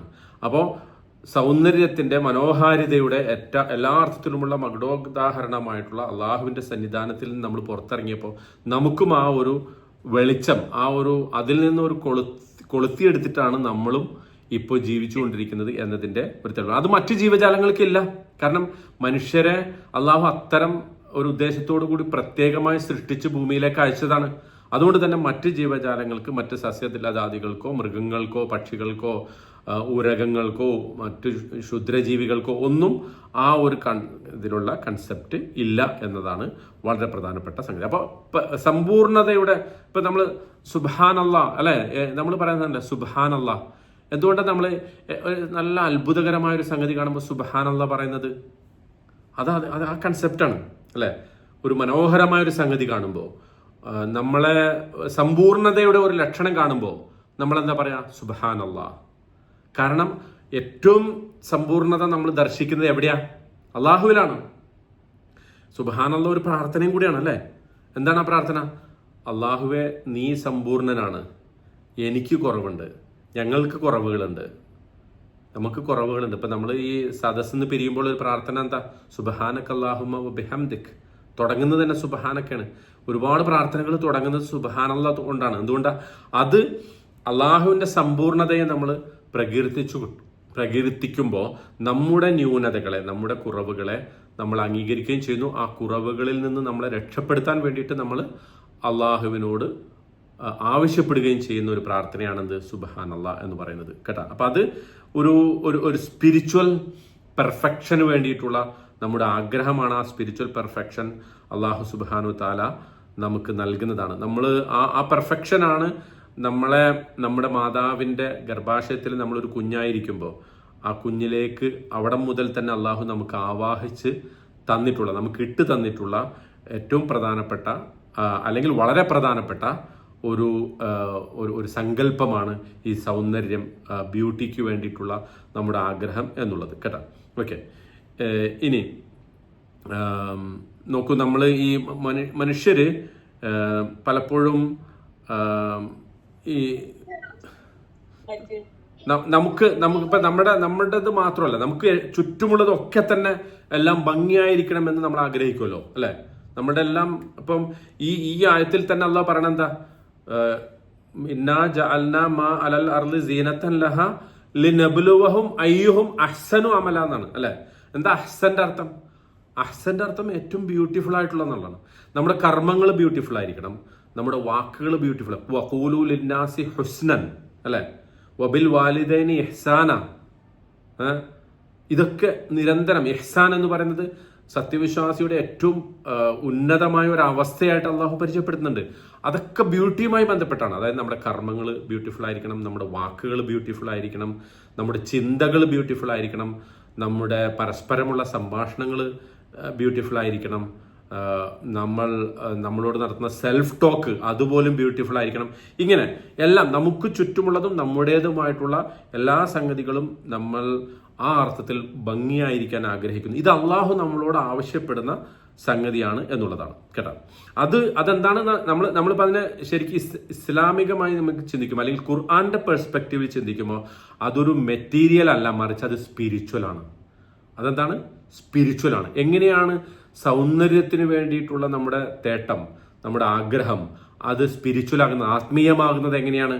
അത് അള്ളാഹുവിൻ്റെ പക്കൽ നിന്ന് നമുക്ക് നമ്മുടെ മനസ്സിൽ നാം ജനിച്ചപ്പോൾ തന്നെ, അല്ല ജനിക്കുന്നതിന് മുമ്പേ നമ്മളുടെ ആത്മാക്കളെ സൃഷ്ടിച്ചപ്പോൾ തന്നെ അള്ളാഹു നമ്മുടെ മനസ്സിൽ ഇട്ട് തന്ന ഒരു സംഗതിയാണ്. അതുകൊണ്ട് സൗന്ദര്യം ആത്മീയമാണ് എന്ന് നമുക്ക് പറയാൻ പറ്റും. തീർച്ചയായിട്ടും അത് ആത്മീയമാണ്. അതിൻ്റെ അപ്പുറത്തേക്ക് അതിനെ ഭൗതികമായ അർത്ഥത്തിൽ മാത്രം കാണുന്നിടത്താണ് പ്രശ്നം. വെറും ഭൗതികമായി മാത്രം കാണാം. പിന്നെ ഈ സൗന്ദര്യം എന്ന് പറയുന്നതിനെ കുറിച്ച് നമുക്കിപ്പോൾ ഇന്ന് എന്താ ഒരു പ്രശ്നമുള്ളത്? ഇപ്പോൾ മനുഷ്യരിലെ സൗന്ദര്യത്തെക്കുറിച്ച് നമ്മൾ മനസ്സിലാക്കിയിരിക്കുന്നത് വെളുപ്പാണ് സൗന്ദര്യം അല്ലെ? അല്ലെങ്കിൽ പ്രത്യേക തരത്തിലുള്ള മുഖമാണ് സൗന്ദര്യം, പ്രത്യേക തരത്തിലുള്ള മുടിയാണ് സൗന്ദര്യം, പ്രത്യേക തരത്തിലുള്ള വസ്ത്രമാണ് സൗന്ദര്യം. അവിടേക്കാണ് അതിന്റെ പ്രശ്നം. അവിടെ നമ്മൾ സൗന്ദര്യത്തെ, ഭംഗിയെ എന്ത് ചെയ്യണ്? നമ്മൾ ചുരുക്കണം. ഒരാൾ കറുത്തവളായാൽ അപ്പൊ അവൻ സൗന്ദര്യമല്ല, അവൻ അഗ്ലിയാണ് എന്ന് ഇന്നത്തെ കാലഘട്ടത്തിൽ നമുക്ക് ചുറ്റുമുള്ള ലോകം നിരന്തരം പറഞ്ഞുകൊണ്ടിരിക്കുമ്പോൾ നമ്മൾ പറയുന്നു ആ സൗന്ദര്യം ഈ തൊലിപ്പുറമെ കാണുന്ന സൗന്ദര്യമല്ല, മറിച്ച് ആത്മീയതയാണ് സൗന്ദര്യം. നമ്മുടെ ക്യാരക്ടറാണ് സൗന്ദര്യം, ക്യാരക്ടറിലാണ് സൗന്ദര്യം, വാക്കുകളിലാണ് സൗന്ദര്യം, പ്രവർത്തനങ്ങളിലാണ് സൗന്ദര്യം. മനസ്സിലാവുന്നുണ്ടോ? ആ ഒരു രൂപത്തിൽ സൗന്ദര്യത്തെ, ഭംഗിയെ, മനോഹാരിതയെ നമുക്ക് ദർശിക്കാൻ സാധിക്കണം. ഇതാണ് ഇന്നാ ജഅൽനാ മാ അലൽ അർളി സീനത്തൻ ലഹ എന്ന് അള്ളാഹു പറയുമ്പോൾ ഉദ്ദേശിക്കുന്നത്. അപ്പോൾ അതൊരു ആത്മീയമായ അനുഭവമാണ് സൗന്ദര്യത്തിന് വേണ്ടിയിട്ടുള്ള നമ്മുടെ തേട്ടവും അതിനു വേണ്ടിയിട്ടുള്ള നമ്മുടെ പ്രവർത്തനങ്ങളും എന്നതാണ് വളരെ സുപ്രധാനമായിട്ടുള്ള സംഗതി. ഇനി ഇപ്പൊ നോക്കൂ, നമ്മള് പല ആളുകളും ശരിക്കും അവരുടെ ലക്ഷ്യം തന്നെ, ഇപ്പൊ നമ്മൾ നേരത്തെ പറഞ്ഞല്ലോ, ചില സൂറത്ത് പിന്നെ ഇതിന് തൊട്ട് മുമ്പ് നമ്മൾ ഓദ്യ ആയത്തുണ്ടല്ലോ, സൂറത്ത് ഏതിലാണ്, സൂറത്ത് നജ്മിലെ 29-30 ആയത്ത്. ചില ആളുകളുടെ ലക്ഷ്യം തന്നെ, ഭൂമിയിലെ ജീവിതത്തിന്റെ ലക്ഷ്യം തന്നെ എന്താണ്? ഏറ്റവും നല്ലത് കിട്ടുക. അതായത് അവർക്ക് നല്ല വീട് വേണം, നല്ല വാഹനം വേണം, നല്ല ഇണ വേണം, ഭാര്യ ആവട്ടെ ഭർത്താവട്ടെ, അതൊക്കെ കിട്ടിക്കഴിഞ്ഞാൽ അവരുടെ ലക്ഷ്യങ്ങൾ കഴിഞ്ഞു, അവരുടെ ഗോൾസ് കഴിഞ്ഞു. പക്ഷെ ഒരു സത്യവിശ്വാസിയെ സംബന്ധിച്ചിടത്തോളം അത്തരം സംഗതികളൊക്കെ വേണം, അത്തരം ആഗ്രഹങ്ങൾ ഉണ്ടാകുന്നതുകൊണ്ട് കുഴപ്പമൊന്നുമില്ല. പക്ഷെ അതിനേക്കാൾ അപ്പുറമായിരിക്കണം അവന്റെ സൗന്ദര്യത്തിന്റെ കൺസെപ്റ്റ്. അതെന്താണ്? എൻ്റെ പ്രവർത്തനങ്ങൾ നന്നാവണം, എൻ്റെ വാക്കുകൾ നന്നാവണം, എൻ്റെ ചിന്തകൾ നന്നാവണം. ഒരാൾക്ക് ഏറ്റവും മനോഹരമായ കാറുണ്ട്, ലംബോർഗിനിയോ റോൾസ് റോയ്സോ അല്ലെങ്കിൽ ആസ്റ്റൺ മാർട്ടിനോ എന്ത് വേണമെങ്കിലും നിങ്ങൾ പേരിട്ട് വിളിച്ചോ. നല്ല മനോഹരമായ വീടുണ്ട്, മനോഹരമായ വസ്ത്രമുണ്ട്. പക്ഷേ സ്വന്തം വീട്ടിൽ അയാൾ പെരുമാറുന്നത്, ഭാര്യയോട് മക്കളോട് പെരുമാറുന്നത് മോശമാണെങ്കിൽ അവിടെ അയാൾക്ക് സൗന്ദര്യമില്ല. കാരണം ആ സൗന്ദര്യം ഭൗതികമായ ബാഹ്യമായ ചില സംഗതികളിൽ മാത്രമേ ഉള്ളൂ. അയാളുടെ പെരുമാറ്റത്തിൽ സൗന്ദര്യമില്ല, വാക്കുകളിൽ സൗന്ദര്യമില്ല, ചിന്തകളിൽ സൗന്ദര്യമില്ല. ഇത് വളരെ പ്രധാനപ്പെട്ടതായിട്ട് നമ്മൾ മനസ്സിലാക്കേണ്ട ഒരു പ്രധാനപ്പെട്ട ഒരു വിഷയമാണ്. കാരണം അങ്ങനെയാണ് നമ്മുടെ ലക്ഷ്യങ്ങൾ, അത്തരം ലക്ഷ്യങ്ങളിൽ നമ്മൾ പരിമിതമായി പോയി കഴിഞ്ഞാൽ ഈ പറയുന്ന കൺസെപ്റ്റിൽ നമ്മൾ പുറത്താകും. മനസ്സിലാവുന്നുണ്ടോ? ഇന്നാ ജഅൽനാ മാ അലൽ അർദി സീനത്തൻ ലഹാ എന്ന് പറയുന്ന അല്ലാഹു സുബ്ഹാനഹു തആല ഭൂമിയിൽ നമുക്ക് എല്ലാറ്റിലും നിശ്ചയിച്ചിട്ടുള്ള ഈ സീനത്തിന്റെ, ആ ആത്മീയമായ സീനത്തിന്റെ പരിധിയിൽ നിന്ന് നമ്മൾ പുറത്തു പോകും കേട്ടോ. ഇനി വേറെ ചിലർക്ക് ഇതിലൊന്നും ഒരു സാറ്റിസ്ഫാക്ഷൻ ഉണ്ടാവില്ല. കാരണം നേരത്തെ നമ്മൾ പറഞ്ഞ ആ സംഗതി, ഭൗതികമായ എല്ലാ സംഗതിയുടെയും ലക്ഷ്യം ഈ ബാഹ്യമായ സൗന്ദര്യമായി കഴിഞ്ഞാൽ അവർക്ക് കിട്ടുന്നതിലൊന്നും സന്തോഷം കിട്ടൂല. അവര് എപ്പോഴും ഇങ്ങനെ ആഗ്രഹിച്ചുകൊണ്ടിരിക്കും. ഒരെണ്ണം കിട്ടിയാൽ അടുത്തത്, ഒരാഗ്രഹം പൂർത്തീകരിച്ചാൽ അടുത്തത്. കാരണം ഒന്നിലും ഇപ്പൊ ഈ ഇതിനെക്കുറിച്ച് പറയാറുണ്ടല്ലോ, സോഷ്യൽ മീഡിയയെ കുറിച്ച് പറയാറുണ്ട്. സോഷ്യൽ മീഡിയയുടെ അഡിക്ഷൻ ആളുകൾക്ക് വരുന്നത് എന്തുകൊണ്ടാണ്? അത് കുറച്ച് അതൊന്ന് കാണുമ്പോൾ കുറച്ച് പിന്നെ എന്താ പറയാ, ഒരു സന്തോഷം കിട്ടും, ഒരു ചിരി, അല്ലെങ്കിൽ ഒരു ഹാസ്യ വീഡിയോ കാണുമ്പോൾ ഉണ്ടാകുന്ന ഒരു ചിരിയുണ്ട്. അല്ലെങ്കിൽ സ്വന്തം ഫോട്ടോയോ വീഡിയോയോ ഒക്കെ പോസ്റ്റ് ചെയ്യുമ്പോൾ ആളുകൾ ലൈക്ക് ചെയ്യുമ്പോൾ, അതിനെ കമന്റ് ചെയ്യുമ്പോൾ കിട്ടുന്ന ഒരു ആവേശമുണ്ട്. ആ ആവേശത്തിന്റെ പ്രശ്നം എന്താ വെച്ചാൽ അത് കുറച്ച് കഴിയുമ്പോൾ അതിനേക്കാൾ ആഗ്രഹിക്കും, അതിനേക്കാൾ വലുത് കിട്ടണം. ഇനിയിപ്പോൾ ഒരു വീഡിയോ അവരിട്ടിട്ട് ആരും ലൈക്ക് ചെയ്തില്ലെങ്കിൽ അതോടുകൂടി അവരുടെ ജീവിതം തകരും. ഇപ്പോൾ ഈ അടുത്തെന്നല്ല, വളരെ കാലങ്ങളായിട്ട് നടക്കുന്ന പഠനങ്ങളിൽ പിന്നെ അമേരിക്കയിൽ മാത്രമല്ല എല്ലായിടത്തും ഉണ്ട്. ഇപ്പം അത് അമേരിക്കയിൽ മാത്രം പറയണ എന്തിനാ, നമ്മുടെ നാട്ടിലും ഒക്കെ ഉണ്ട്, നമ്മുടെ സമുദായത്തിലും ഒക്കെ ഉണ്ട്. എന്താ, ടീനേജേഴ്സിന്റെ ഇടയിൽ ആത്മഹത്യ വർദ്ധിക്കുന്നതിന്റെ ഒരേ പ്രധാനപ്പെട്ട ഒരു കാരണം സെൽഫി നന്നാവാത്തതുകൊണ്ട് ആത്മഹത്യ ചെയ്യുന്ന ആളുകൾ പ്രത്യേകിച്ച് കൗമാരപ്രായക്കാർക്കിടയിൽ കൂടി വരുന്നതാണ്. അതുകൊണ്ട് ഈ ഇൻസ്റ്റാഗ്രാമിന്റെ ഒരു വേർഷൻ, ടീനേജേഴ്സിന് വേണ്ടി ഒരു വേർഷൻ മെറ്റ ഡിസൈൻ ചെയ്തിരുന്നു. പക്ഷെ ഭയങ്കര ശക്തമായ എതിർപ്പ് കാരണം അത് വേണ്ടാന്ന് വെച്ചു എന്നാണ് പറയുന്നത്. കാരണം അല്ലെങ്കിൽ തന്നെ ഈ ആത്മഹത്യയൊക്കെ കൂടിയിട്ട്. അപ്പൊ സെൽഫി നന്നാവാത്തതിന്റെ പേരിൽ ആത്മഹത്യ എന്ന് പറയുമ്പോൾ അതിന്റെ കൺസെപ്റ്റ് എന്താ, അവിടെ എന്താ പ്രശ്നം എന്താ? ഈ ആളുകൾക്കിടയിലുള്ള നമ്മുടെ അക്സെപ്റ്റൻസ്, വാലിഡേഷൻ, മറ്റുള്ളവരുടെ വാലിഡേഷനെ ആഗ്രഹിക്കുന്ന പ്രവണത കൂടി വരുമ്പോൾ, അത് കിട്ടാതെ വരുമ്പോൾ സ്വാഭാവികമായിട്ടും ആളുകൾ എന്ത് ചെയ്യുന്നു, തന്നിലേക്ക് ചുരുങ്ങുന്നു. അത് ഡിപ്രഷനും അത് മാനസികമായ സമ്മർദ്ദത്തിനൊക്കെ കാരണമായിട്ട് വരുന്നു. ഓക്കെ, അവിടെ നിന്ന് അങ്ങോട്ട് കഴിഞ്ഞിട്ട് അള്ളാഹു അതാണ് ഈ ശരിക്കും ഈ ആയത്തിന്റെ രണ്ടാമത്തെ വശം വിശദീകരിക്കുന്ന അതാണ്. എന്തിനാണ് ഈ സീനത്ത്? ഈ ഭൂമിയുടെ മുകളിലുള്ള സകലതും അള്ളാഹു സീനത്താക്കി വച്ചിരിക്കുന്നത് എന്തിനാ? ലിനബ്ലുവഹും, നിങ്ങളെ അല്ലെങ്കിൽ അവരെ, ഭൂമിയിലെ സകല മനുഷ്യരെയും അള്ളാഹു പറയാണ്, ഞാനൊരു വളരെ സീരിയസ് ആയിട്ടുള്ള ടെസ്റ്റ്, ഒരു പരീക്ഷണത്തിന് വിധേയമാക്കുകയാണ്. എന്താണ് ആ പരീക്ഷണം? നിങ്ങളിൽ ആരാണ് ഏറ്റവും നന്നായി പ്രവർത്തിക്കുന്നത്? നിങ്ങൾക്ക് കിട്ടുന്ന എന്താണോ നിങ്ങൾക്ക് കിട്ടുന്ന സൗന്ദര്യത്തിന്റെ, സീനത്തിന്റെ അടയാളങ്ങൾ, അല്ലെങ്കിൽ നിങ്ങൾക്ക് ഏതൊക്കെ തരത്തിലുള്ള സീനത്ത് കിട്ടിയിട്ടുണ്ട്? അതൊരു ചെറിയ വീടാകാം, ചെറിയ വാഹനമാകാം, ചെറിയ ജോലിയാകാം, ചെറിയ ശമ്പളമാകാം, അല്ലെങ്കിൽ വലുതാകാം, കണക്കില്ലാത്ത ഇതൊക്കെ. എന്തായാലും അത് ഉപയോഗപ്പെടുത്തിയിട്ട് ഏറ്റവും നന്നായിട്ട് നിങ്ങൾ പ്രവർത്തിക്കുന്നത് ആരാണ്? ഇത് അള്ളാഹുവിന് അറിയുക എന്നതാണ് ഈ പരീക്ഷണത്തിന്റെ ഏറ്റവും സുപ്രധാനമായ ലക്ഷ്യം. അവിടെയും അള്ളാഹു ഉപയോഗിച്ച, വേണമെങ്കിൽ ഖൈറുൽ അമാൽ എന്ന് പറയാമായിരുന്നു, അല്ലെ? അഹ്സനു അമലയ്ക്ക് പകരം അഖിയറു അമല, അല്ലെങ്കിൽ അക്സറു അമല എന്നൊക്കെ പറയാമായിരുന്നു. ഏറ്റവും നല്ല ഖൈർ എന്ന് മാത്രം. പക്ഷെ അത് ഖൈർ എന്നുള്ള വാക്ക് ഉപയോഗിക്കാതെ, ഏറ്റവും നല്ലത് എന്ന് ഉപയോഗിക്കാതെ അഹ്സൻ എന്നതാണ് ഉപയോഗിച്ചത്. അതും എന്താണ്? ബ്യൂട്ടിഫുൾ ആണ്. അപ്പോൾ നമുക്ക് ലഭിച്ചിട്ടുള്ള സൗന്ദര്യത്തിൻ്റെ ഒരുപാട് ഘടകങ്ങൾ ഉപയോഗപ്പെടുത്തിക്കൊണ്ട് നമ്മുടെ പ്രവർത്തനങ്ങൾ, നമ്മുടെ വാക്കുകൾ, നമ്മുടെ ചിന്തകൾ അതൊക്കെ ഏറ്റവും നല്ല രൂപത്തിലാക്കുക എന്ന പരീക്ഷണമാണ് ഭൂമിയിൽ നമ്മൾ നടത്തി. അപ്പോൾ ഇനിയിപ്പോൾ നമ്മൾ വിചാരിച്ചു ഒരാൾക്ക് ഈ പറയുന്ന സീനത്തിൻ്റെ ഒരടയാളം കിട്ടിയിട്ടില്ല. ചില ആളുകൾ അങ്ങനെ ഉണ്ടാവുമല്ലോ, ജീവിതത്തിൽ വെറും പരീക്ഷണങ്ങൾ മാത്രമേ ഉള്ളൂ. രോഗം, കഷ്ടപ്പാട്, ജോലിയൊക്കെ വളരെ മോശപ്പെട്ട ജോലി, അല്ലെങ്കിൽ നമ്മുടെ കൺസെപ്റ്റിൽ മോശപ്പെട്ട ജോലി, അത്യാവശ്യം വേണ്ട സംഗതികൾ പോലുമില്ല. പക്ഷെ അവിടെയും അള്ളാഹ് നോക്കുന്നത് എന്താ? ആ സാഹചര്യത്തിൽ നിന്നുകൊണ്ട് ഏറ്റവും നന്നായിട്ട് പെരുമാറുന്നത് എങ്ങനെയാണ് എന്നുള്ളതാണ്. ചിലപ്പോൾ ഈ അടുത്ത് ഞാൻ അതിന് ഒരാൾ ഈ ആയത്തിനൊക്കെ വിശദീകരിച്ചിട്ട് പറയുന്നത് കേട്ടു, വനബ്ലുവക്കും ബിശ്ശർരി വൽ ഖൈർ. അള്ളാഹു മനുഷ്യരെ പരീക്ഷിക്കുന്നതിനെ കുറിച്ച് പറഞ്ഞപ്പോൾ നിങ്ങളെ നന്മ കൊണ്ടും പരീക്ഷിക്കും, തിന്മ കൊണ്ടും പരീക്ഷിക്കും എന്ന് പറഞ്ഞാൽ ഷെറ് കൊണ്ട് പരീക്ഷിക്കണം. നമുക്ക് മനസ്സിലാക്കാം, നമുക്കത് പെട്ടെന്ന് മനസ്സിലാവും, നമ്മൾ പെട്ടെന്ന് അള്ളാഹുവിന് വഴിപ്പെടും. ഉദാഹരണത്തിന് രോഗം വന്നു കഴിഞ്ഞാൽ നമ്മളെല്ലാവരും പ്രാർത്ഥിക്കും അള്ളാഹിനോട്, അല്ലേ? എല്ലാവരും പ്രാർത്ഥിക്കും. കുറച്ച് കഷ്ടപ്പാട് വന്നു കഴിഞ്ഞാൽ നമ്മൾ വളരെ വിനയാന്വിതരായിട്ട് അള്ളാഹിനോട് പ്രാർത്ഥിക്കും.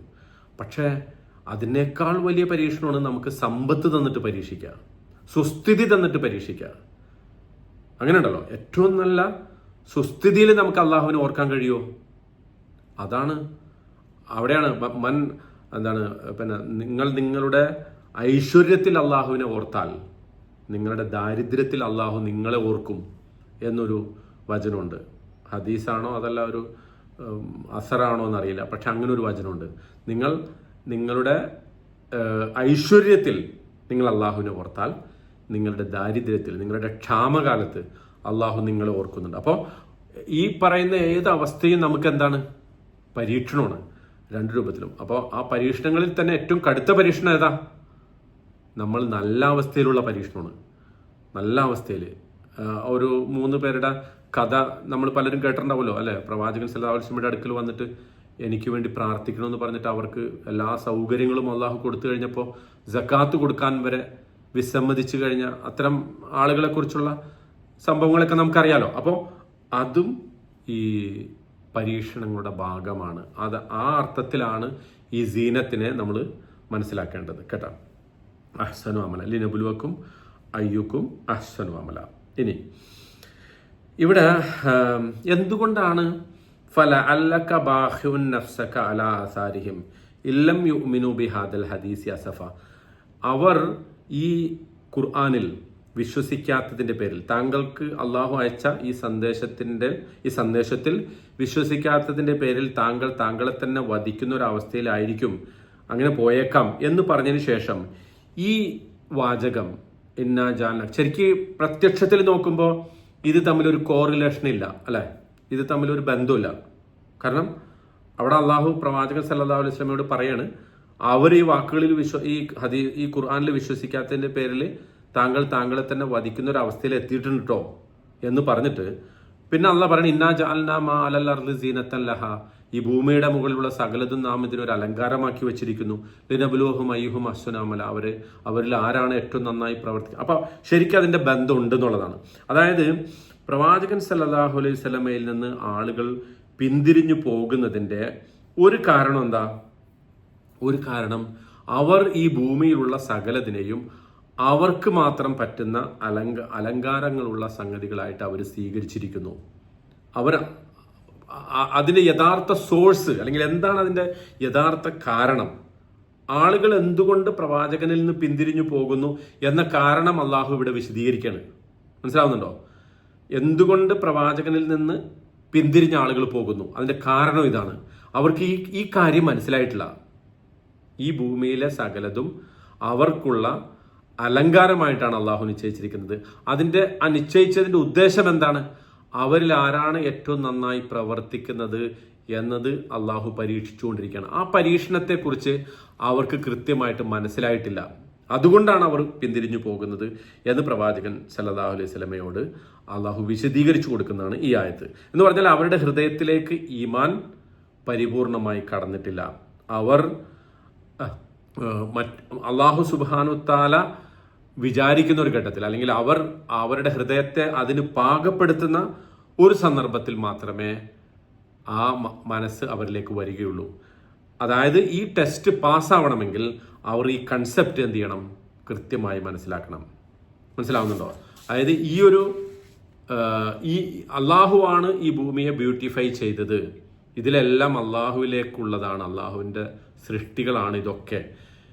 കാരണം ഇത് ഉപയോഗപ്പെടുത്തിയിട്ട് നാം നല്ല കർമ്മങ്ങൾ ചെയ്യുകയാണ് വേണ്ടത് എന്ന ഐഡിയ, ആ കൺസെപ്റ്റ് എപ്പോൾ ഒരാൾക്ക് മനസ്സിലാകുന്നുവോ അപ്പോൾ മാത്രമേ അയാളുടെ മനസ്സിലേക്ക് ഈമാൻ കടക്കുകയുള്ളൂ എന്ന ഒരു കാര്യമാണ് അല്ലാഹു സുബ്ഹാനഹു തആല ഊന്നി പറയുന്നത്.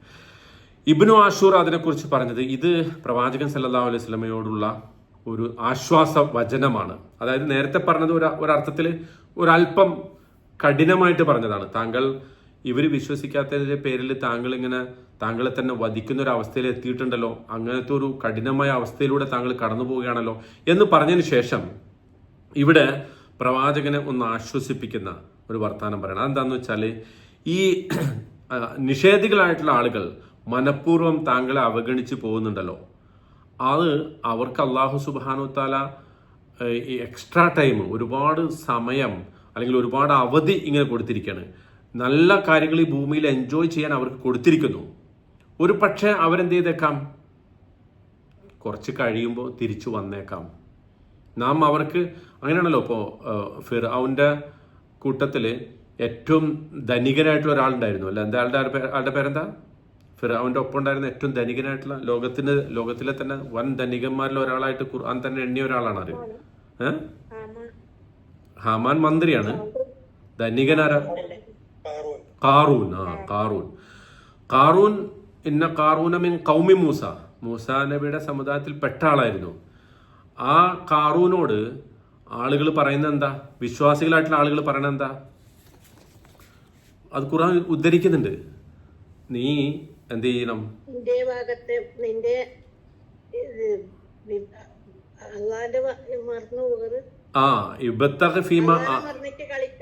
വലാ തൻസ നസീബക മിനദ് ദുനിയ, അല്ലേ? ഇബ്തഗി ഫീമാ ആതാകല്ലാഹു ദാറൽ ആഖിറ. അല്ലാഹു നിനക്ക് നൽകിയത് കൊണ്ട് പരലോകം ആഗ്രഹിക്കണം. പക്ഷെ വലാ തൻസ നസീബക മിനദ് ദുനിയ, ദുനിയാവിലെ വിഹിതം നീ മറക്കണ്ട. അതായത് അള്ളാഹു നമുക്ക് എന്തെങ്കിലും അനുഗ്രഹം നൽകിയിട്ടുണ്ടെങ്കിൽ ആ അനുഗ്രഹം ആസ്വദിക്കുന്നതുകൊണ്ട് തെറ്റില്ല. മനസ്സിലാവുന്നുണ്ടോ? അത് ഞാൻ ഈ സീനത്ത് എവിടെയൊക്കെയാണ് പറഞ്ഞേക്കണേന്നുള്ളത് ഇനി വിശദീകരിക്കുന്നുണ്ട് കുറച്ച് കഴിഞ്ഞിട്ട്. എവിടെയെല്ലാം ഖുർആൻ സീനത്തിനെ കുറിച്ച് പറഞ്ഞിട്ടുണ്ടോ അത് നമ്മളൊന്നും കൂടെ പറയുമ്പോൾ അത് മനസ്സിലാവും കുറച്ചുകൂടി. അപ്പോൾ ഇവിടെ ഞാൻ പറഞ്ഞു വരുന്നത് ഇത്രേ ഉള്ളൂ. ആ പോയിന്റിലേക്ക് ഞാൻ പിന്നീട് ഒരിക്കൽ കൂടെ തിരിച്ചു വരാട്ടോ. പക്ഷെ ഇവിടെ പറയുന്ന ഏറ്റവും പ്രധാനപ്പെട്ട സംഗതി, പ്രവാചകന് ഇത് ആശ്വാസമാണ് ഈ വചനം എന്ന് പറയുന്നതിന്റെ കാരണം എന്താ? ഈ ഭൂമിയിൽ അള്ളാഹു എല്ലാവർക്കും, അത് നിഷേധികളെന്നോ വിശ്വാസികളെന്നോ വ്യത്യാസമില്ലാതെ മിക്കവാറും ആളുകൾക്ക്, അല്ലെങ്കിൽ പല ആളുകൾക്കും, അല്ലെങ്കിൽ ചില ആളുകൾക്ക് അള്ളാഹു എന്ത് ചെയ്തിട്ടുണ്ട്? ധാരാളം അനുഗ്രഹങ്ങൾ നൽകിയിട്ടുണ്ട്. ഈ അനുഗ്രഹങ്ങൾ കിട്ടിയതിന്റെ പേരിൽ നിഷേധിക്കുന്ന ആളുകളെ അള്ളാഹു എന്ത് ചെയ്യില്ല? അപ്പോഴേക്കപ്പോഴും പിടിച്ച് ശിക്ഷിക്കൂല. ഒരാള് ഒരു തെറ്റ് ചെയ്യുമ്പോൾ അപ്പം തന്നെ ശിക്ഷിക്കുന്ന പരിപാടി അള്ളാഹുവിനില്ല. അങ്ങനെ ഉണ്ടെങ്കിൽ നമ്മൾ ആരും ഈ ഭൂമിയിൽ ഉണ്ടാവില്ല, അല്ലേ? കാരണം നമുക്കൊക്കെ തെറ്റുകൾ സംഭവിക്കാറില്ലേ? നമുക്കും ചെറിയ ചെറിയ തെറ്റുകളൊക്കെ സംഭവിക്കും. എല്ലാവർക്കും അവധി കൊടുക്കുക എന്നുള്ളതാണ് അള്ളാഹുവിൻ്റെ പോളിസി. എല്ലാവർക്കും അവധിയുണ്ട്. നെതന്യാഹുവിനും അവധിയുണ്ട്, ട്രംപിനും അവധിയുണ്ട്, മോഡിക്കും അവധിയുണ്ട്, നമുക്കും അവധിയുണ്ട്, എല്ലാവർക്കും അവധിയുണ്ട്. എന്തിനാണ് അവധി? നമ്മൾ നന്നായി പ്രവർത്തിക്കുമോ എന്നറിയാൻ വേണ്ടി. ഫിർഔനും അള്ളാഹു അവധി കൊടുത്തിരുന്നു. ഒരു നിശ്ചിത സമയം വരെ അവധി കൊടുത്തിരുന്നു. ആ അവധിയുടെ ഇടയിൽ അയാൾ ഒരുപാട് ബനി ഇസ്രായേൽപ്പെട്ട കുഞ്ഞുങ്ങളെ കൊല്ലാൻ വരെ അള്ളാഹു അവധി കൊടുക്കും, നശിപ്പിക്കാൻ വരെ അവധി കൊടുക്കും. പക്ഷേ അന്തിമമായിട്ട് ആ അവധി എത്തിക്കഴിഞ്ഞാൽ അവരെല്ലാവരും അള്ളാഹു. അപ്പോൾ ആ അവധി കൊടുക്കുന്നതിൻ്റെ ഒരു അടിസ്ഥാന കാരണം ഇവിടെ പ്രവാചകൻ സല്ലല്ലാഹു അലൈഹി വസല്ലമയ്ക്ക് അള്ളാഹു വിശദീകരിച്ചു കൊടുക്കണം. എന്താണ്? ഇന്നാ ജഅൽനാ മാ അലൽ അർളി സീനത്തൻ ലഹാ ലിനബ്ലുവഹും അയ്യുഹും അഹ്സന. അവരെങ്ങാനും നല്ല കർമ്മങ്ങൾ പ്രവർത്തിച്ച് തിരിച്ചു വന്നാലോ, അങ്ങനെ ഒരു അവസരം അള്ളാഹു സുബ്ഹാനഹു തആല കൊടുക്കുകയാണ്. ഇനി അതിന്റെ തെളിവാണ് പിന്നെ പറയുന്ന ആയത്ത്, വ ഇന്നാല ജാഇലൂന മാ അലൈഹ സഈദൻ ജുർസ. ഇതിന് ശേഷം ഞാൻ ഈ ഭൂമിയെ, ഈ അലങ്കാരങ്ങളൊക്കെ ഉള്ള ഭൂമിയെ ഒറ്റയടിക്ക് നിരപ്പായിട്ട് ഒരു ഉണങ്ങി വരണ്ട ഭൂമിയാക്കി മാറ്റാൻ പോവാണ്. അതിൻ്റെ അർത്ഥം എന്താ? ഇവർ ഈ അനുഗ്രഹത്തെ നിഷേധിക്കുന്നത് തുടരുകയാണെങ്കിൽ, എല്ലാ അനുഗ്രഹങ്ങളും ആസ്വദിച്ച് ജീവിച്ചിട്ട് അവസാനം അള്ളാഹുവിൻ്റെ ഒരു ഘട്ടം, ഒരു നിശ്ചിത അവധി എത്തിക്കഴിഞ്ഞാൽ ഈ ഭൂമിയെ ഞാൻ നിരപ്പാക്കും. അതും ഒരു ആശ്വാസമാണ് പ്രവാചകനോട്. അതായത് വല്ലാതെ സത്യനിഷേധികൾ ഭൂമിയിൽ ഇങ്ങനെ അഹങ്കരിച്ച് നടക്കുമ്പോൾ താങ്കൾ അതിനെക്കുറിച്ച് ആലോചിച്ച് വല്ലാതെ വിഷമിക്കേണ്ട, അന്തിമമായിട്ട് അവരെ നശിപ്പിക്കും. ഇപ്പോൾ മക്കയിലെ മുശ്രിക്കുകളുടെ അവസ്ഥ ഇപ്പോൾ സൂറത്തു ദുഖാനിൽ, പിന്നെ സൂറത്തു ദുഖാനിലെ ആശയങ്ങളുടെ വെളിച്ചത്തിൽ ഇമാം ഇബ്നു ആഷൂർ അതിനെക്കുറിച്ച് പറയുന്നുണ്ട്. അതായത് മക്കയിലെ മുശ്രിക്കുകൾ വല്ലാതെ നിഷേധിച്ചപ്പോൾ, ധിക്കരിച്ചപ്പോൾ പ്രവാചകൻ സല്ലല്ലാഹു അലൈഹി വസല്ലം ഒരു ഘട്ടത്തിൽ പ്രാർത്ഥിക്കുന്നുണ്ട്, അള്ളാഹുവെ അവർക്ക് യൂസുഫ് നബിയുടെ യൂസുഫ് നബിയുടെ കാലഘട്ടത്തിൽ മനുഷ്യർ ക്ഷാമം കൊണ്ട് വിഷമിച്ചല്ലോ, അത്തരമൊരു അവസ്ഥ അവർക്ക് ഉണ്ടാക്കി കൊടുക്കണം, കഹത്ത്, ക്ഷാമം വരണം എന്ന് പറയുന്നത്. അങ്ങനത്തെ ഒരു ക്ഷാമം പിന്നീട് മക്ക ഖുറൈശികൾക്ക് വന്നു. എത്രത്തോളം എന്ന് പറഞ്ഞാൽ അവര് മഴയില്ലാതെ, ധാന്യങ്ങളില്ലാതെ വിഷമിച്ചു. അവർ ഭക്ഷണം കഴിച്ചിരുന്നത് ചത്തുപോയ മൃഗങ്ങളുടെ എല്ലെടുത്തിട്ട് ആ എല്ല് തുരന്ന് അത് റേഷൻ വീതിച്ച് ഓരോരുത്തരും ഓരോ ഷെയർ വെച്ച് കഴിക്കുന്ന ഒരു ഘട്ടം വരെ എത്തി. അവസാനം നിവൃത്തിയില്ലാതെ അവരെന്ത് ചെയ്തു?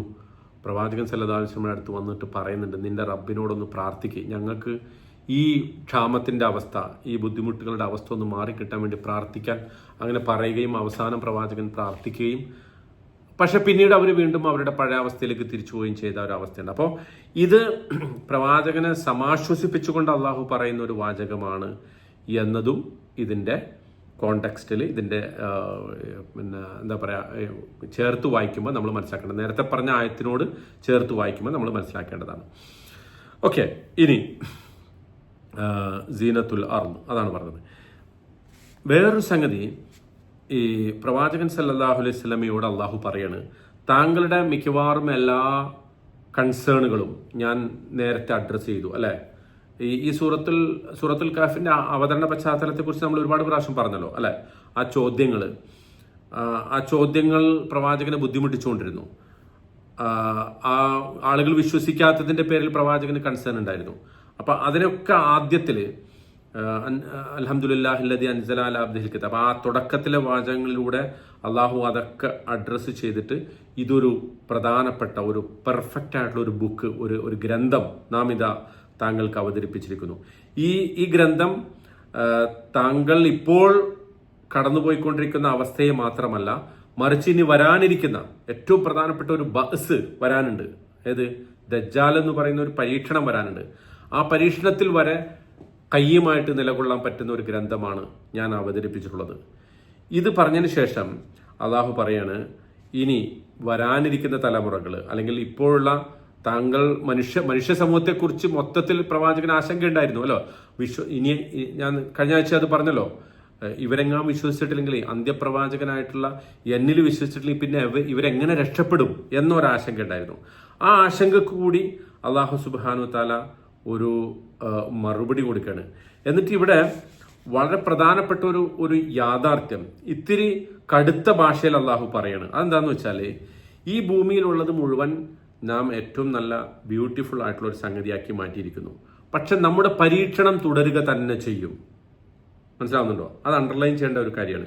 ലിനബ്ലുവഹും അയ്യുഹും അഹ്സനു അമല. അതായത് പ്രവാചകൻ എന്തിനെക്കുറിച്ചാണ് ഏറ്റവും അധികം കൺസേൺഡ് ആയിരുന്ന ഒരു സംഗതി, വറീഡ് ആയിരുന്ന സംഗതി എന്താ? ഇവർ ഈ പരീക്ഷണത്തിൽ പരാജയപ്പെട്ടു പോകുമോ? ഖുർആൻ അവതരിച്ചിരിക്കുന്നു, ഞാൻ അവസാനത്തെ പ്രവാചകനാണ്, എന്നിൽ വിശ്വസിക്കാത്ത, ഖുർആനിൽ വിശ്വസിക്കാത്ത ആളുകൾ അവരുടെ അവസ്ഥ എന്താകും? ആ അവസ്ഥയെക്കുറിച്ചുള്ള പ്രവാചകന്റെ കൺസേണിനോട് അള്ളാഹു പറയാണ്, അത് താങ്കൾ എന്ത് പറഞ്ഞിട്ട് കാര്യമില്ല, ആ പരീക്ഷണം തുടരുക തന്നെ ചെയ്യും. അതിൽ കുറെ പേര് രക്ഷപ്പെടും, കുറെ പേര് പരാജയപ്പെടും. അത് സ്വാഭാവികമായിട്ടും താങ്കൾക്ക് ദുഃഖം ഉണ്ടായാലും ശരി, ദുഃഖം ഉണ്ടായിട്ടില്ലെങ്കിലും ശരി, ആ പരീക്ഷണം സംഭവിക്കുക തന്നെ ചെയ്യും. ഇതൊരു യാഥാർത്ഥ്യമാണ്. ഈ യാഥാർത്ഥ്യത്തെ താങ്കൾ ഉൾക്കൊള്ളണം എന്ന ഒരു അഫർമേഷൻ കൂടിയാണത്. അങ്ങനെ ഉണ്ടല്ലോ. നമ്മൾ അള്ളാഹുവിന് മനുഷ്യന്മാർ ചിലപ്പോൾ നമ്മൾ ഇഷ്ടപ്പെട്ട ആളുകളെ പ്ലീസ് ചെയ്യാൻ വേണ്ടി പലതും പറയും അല്ലെ, സന്തോഷിപ്പിക്കാൻ വേണ്ടി. പക്ഷെ അള്ളാഹുവിന് അങ്ങനെ ആരും സന്തോഷിപ്പിക്കേണ്ട ആവശ്യമില്ല. അത് തൻ്റെ പ്രിയപ്പെട്ട പ്രവാചകനാണെങ്കിൽ പോലും ആ പ്രിയപ്പെട്ട പ്രവാചകനോടും ഏറ്റവും നല്ല രൂപത്തിൽ അള്ളാഹു കാര്യങ്ങളെ തുറന്നു പറയുന്നതിൻ്റെ ഒരു ഉദാഹരണം കൂടിയാണിത്. ഇവർ ഏതെങ്കിലും ഒരു പരീക്ഷണത്തിൽ പരാജയപ്പെടും എന്നതാണ് താങ്കളുടെ പ്രശ്നമെങ്കിൽ, താങ്കളുടെ സങ്കടങ്ങളുടെ തുടക്കമെങ്കിൽ, ആ സങ്കടം ഉണ്ടായാലും തിരക്കേടില്ല, ഈ പരീക്ഷണം ഞാൻ തുടരുക തന്നെ ചെയ്യും എന്ന് അല്ലാഹു അണ്ടർലൈൻ ചെയ്ത് അണ്ടർസ്കോർ ചെയ്ത് പറയുന്ന ഒരു വാചകമാണ് ഇത് കേട്ടോ. അപ്പോൾ അന്തിമമായിട്ട് ഈ ഭൂമി ഒരു അവസാനം ഉണ്ടാവും, ഈ ഭൂമിക്ക് ഒരു അവസാനം ഉണ്ടാവും. ഇതിനെ നാം ഫ്ലാറ്റ് ആക്കും അല്ലെ. അതാണ് ഇന്നാല ജാഇലൂന മാലൈഹ സഈദൻ ജുർസ. ഇതൊരു പിന്നെ ഈ ഭൂമിയെ മൊത്തം നശിപ്പിച്ച് തകർത്ത് കളയുന്ന ഒരവസ്ഥ ഉണ്ടാകും. അപ്പോഴും ചില ആളുകൾ ജയിക്കും, ചില ആളുകൾ പരാജയപ്പെടും. ഇത് മനുഷ്യരോടുള്ള അല്ലാഹു സുബ്ഹാനഹു തആലയുടെ ഒരു പ്രഖ്യാപനമാണ്. അത് ആദ്യം പ്രവാചകനെ സമാശ്വസിപ്പിക്കുന്നു.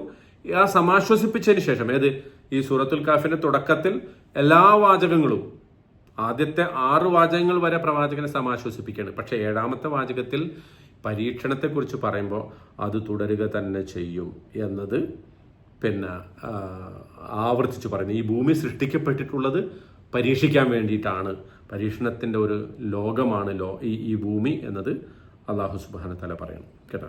ഓക്കെ, ഇനി ദജ്ജാലിന്റെ കാര്യം എന്താണ്? ദജ്ജാലും ഒരു പരീക്ഷണമാണല്ലോ. ദജ്ജാൽ വരും, ഈ ഭൂമിയുടെ അല്ലെങ്കിൽ ഈ ലോകത്തിന്റെ അവസാനത്തിൽ ദജ്ജാൽ വരും എന്നുള്ളതും ഒരു പരീക്ഷണമാണ് കേട്ടോ.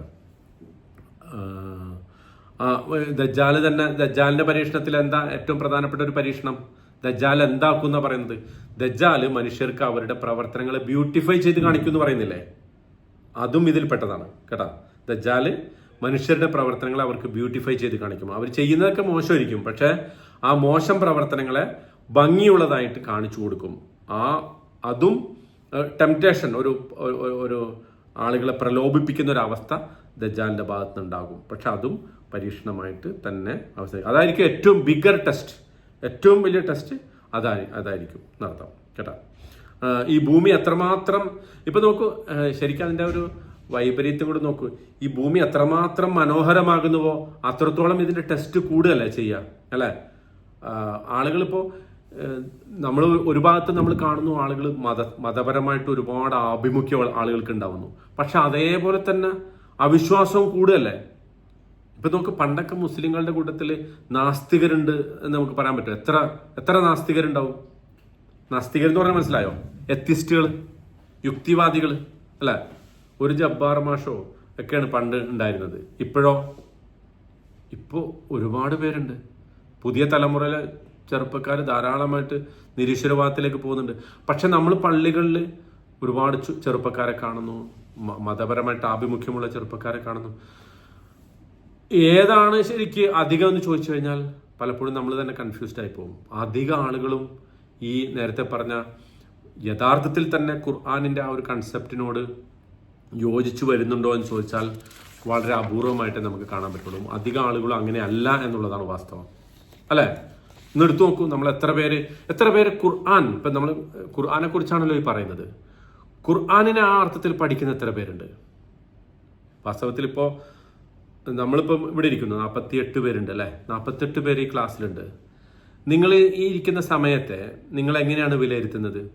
ഈ സമയം നിങ്ങളുടെ ജീവിതത്തിലെ ഏറ്റവും മനോഹരമായൊരു സമയമാകണം അല്ലേ. നമ്മുടെയൊക്കെ, നിങ്ങളുടെ എന്നല്ല, നമ്മുടെ എല്ലാം ജീവിതത്തിലെ ഏറ്റവും മനോഹരമായൊരു സമയമായിട്ട് ഇത് മാറണം. എന്തുകൊണ്ട്? കാരണം നമ്മുടെ ജീവിതത്തിലെ ഏറ്റവും പ്രധാനപ്പെട്ട ഖുർആൻ നമ്മളോട് പറയുന്ന, അള്ളാഹു നമ്മളോട് പറയുന്ന വളരെ സുപ്രധാനമായൊരു സംഗതിയെ മനസ്സിലാക്കാൻ വേണ്ടിയിട്ടാണ് രാത്രി, ഇപ്പം നാട്ടിൽ 10:30 മണിയായി, ആ ഉറക്കം കളഞ്ഞിട്ട് ഇവിടെ വന്നിരിക്കുന്നത് അതുകൊണ്ടാണ്. ഖത്തറിൽ 8 മണി, UAE 9 മണി UAE. അപ്പോൾ സ്വാഭാവികമായിട്ടും നമ്മൾ ആ അർത്ഥത്തിൽ അതിനെ മനസ്സിലാക്കുമ്പോൾ അള്ളാഹുവിൻ്റെ ആ ഒരു പ്രധാനപ്പെട്ട ആഹ്വാനം ഏറ്റവും നന്നായി പ്രവർത്തിക്കുക എന്നുള്ളതാണ് ഈ ഭൂമിയിലെ പരീക്ഷണം എന്നത് വളരെ കുറഞ്ഞ ആളുകൾക്ക് മാത്രം മനസ്സിലാകുന്ന ഒരു സംഗതിയാണ്. അധിക ആളുകൾക്കും അത് മനസ്സിലാകാതെ പോകുന്നു.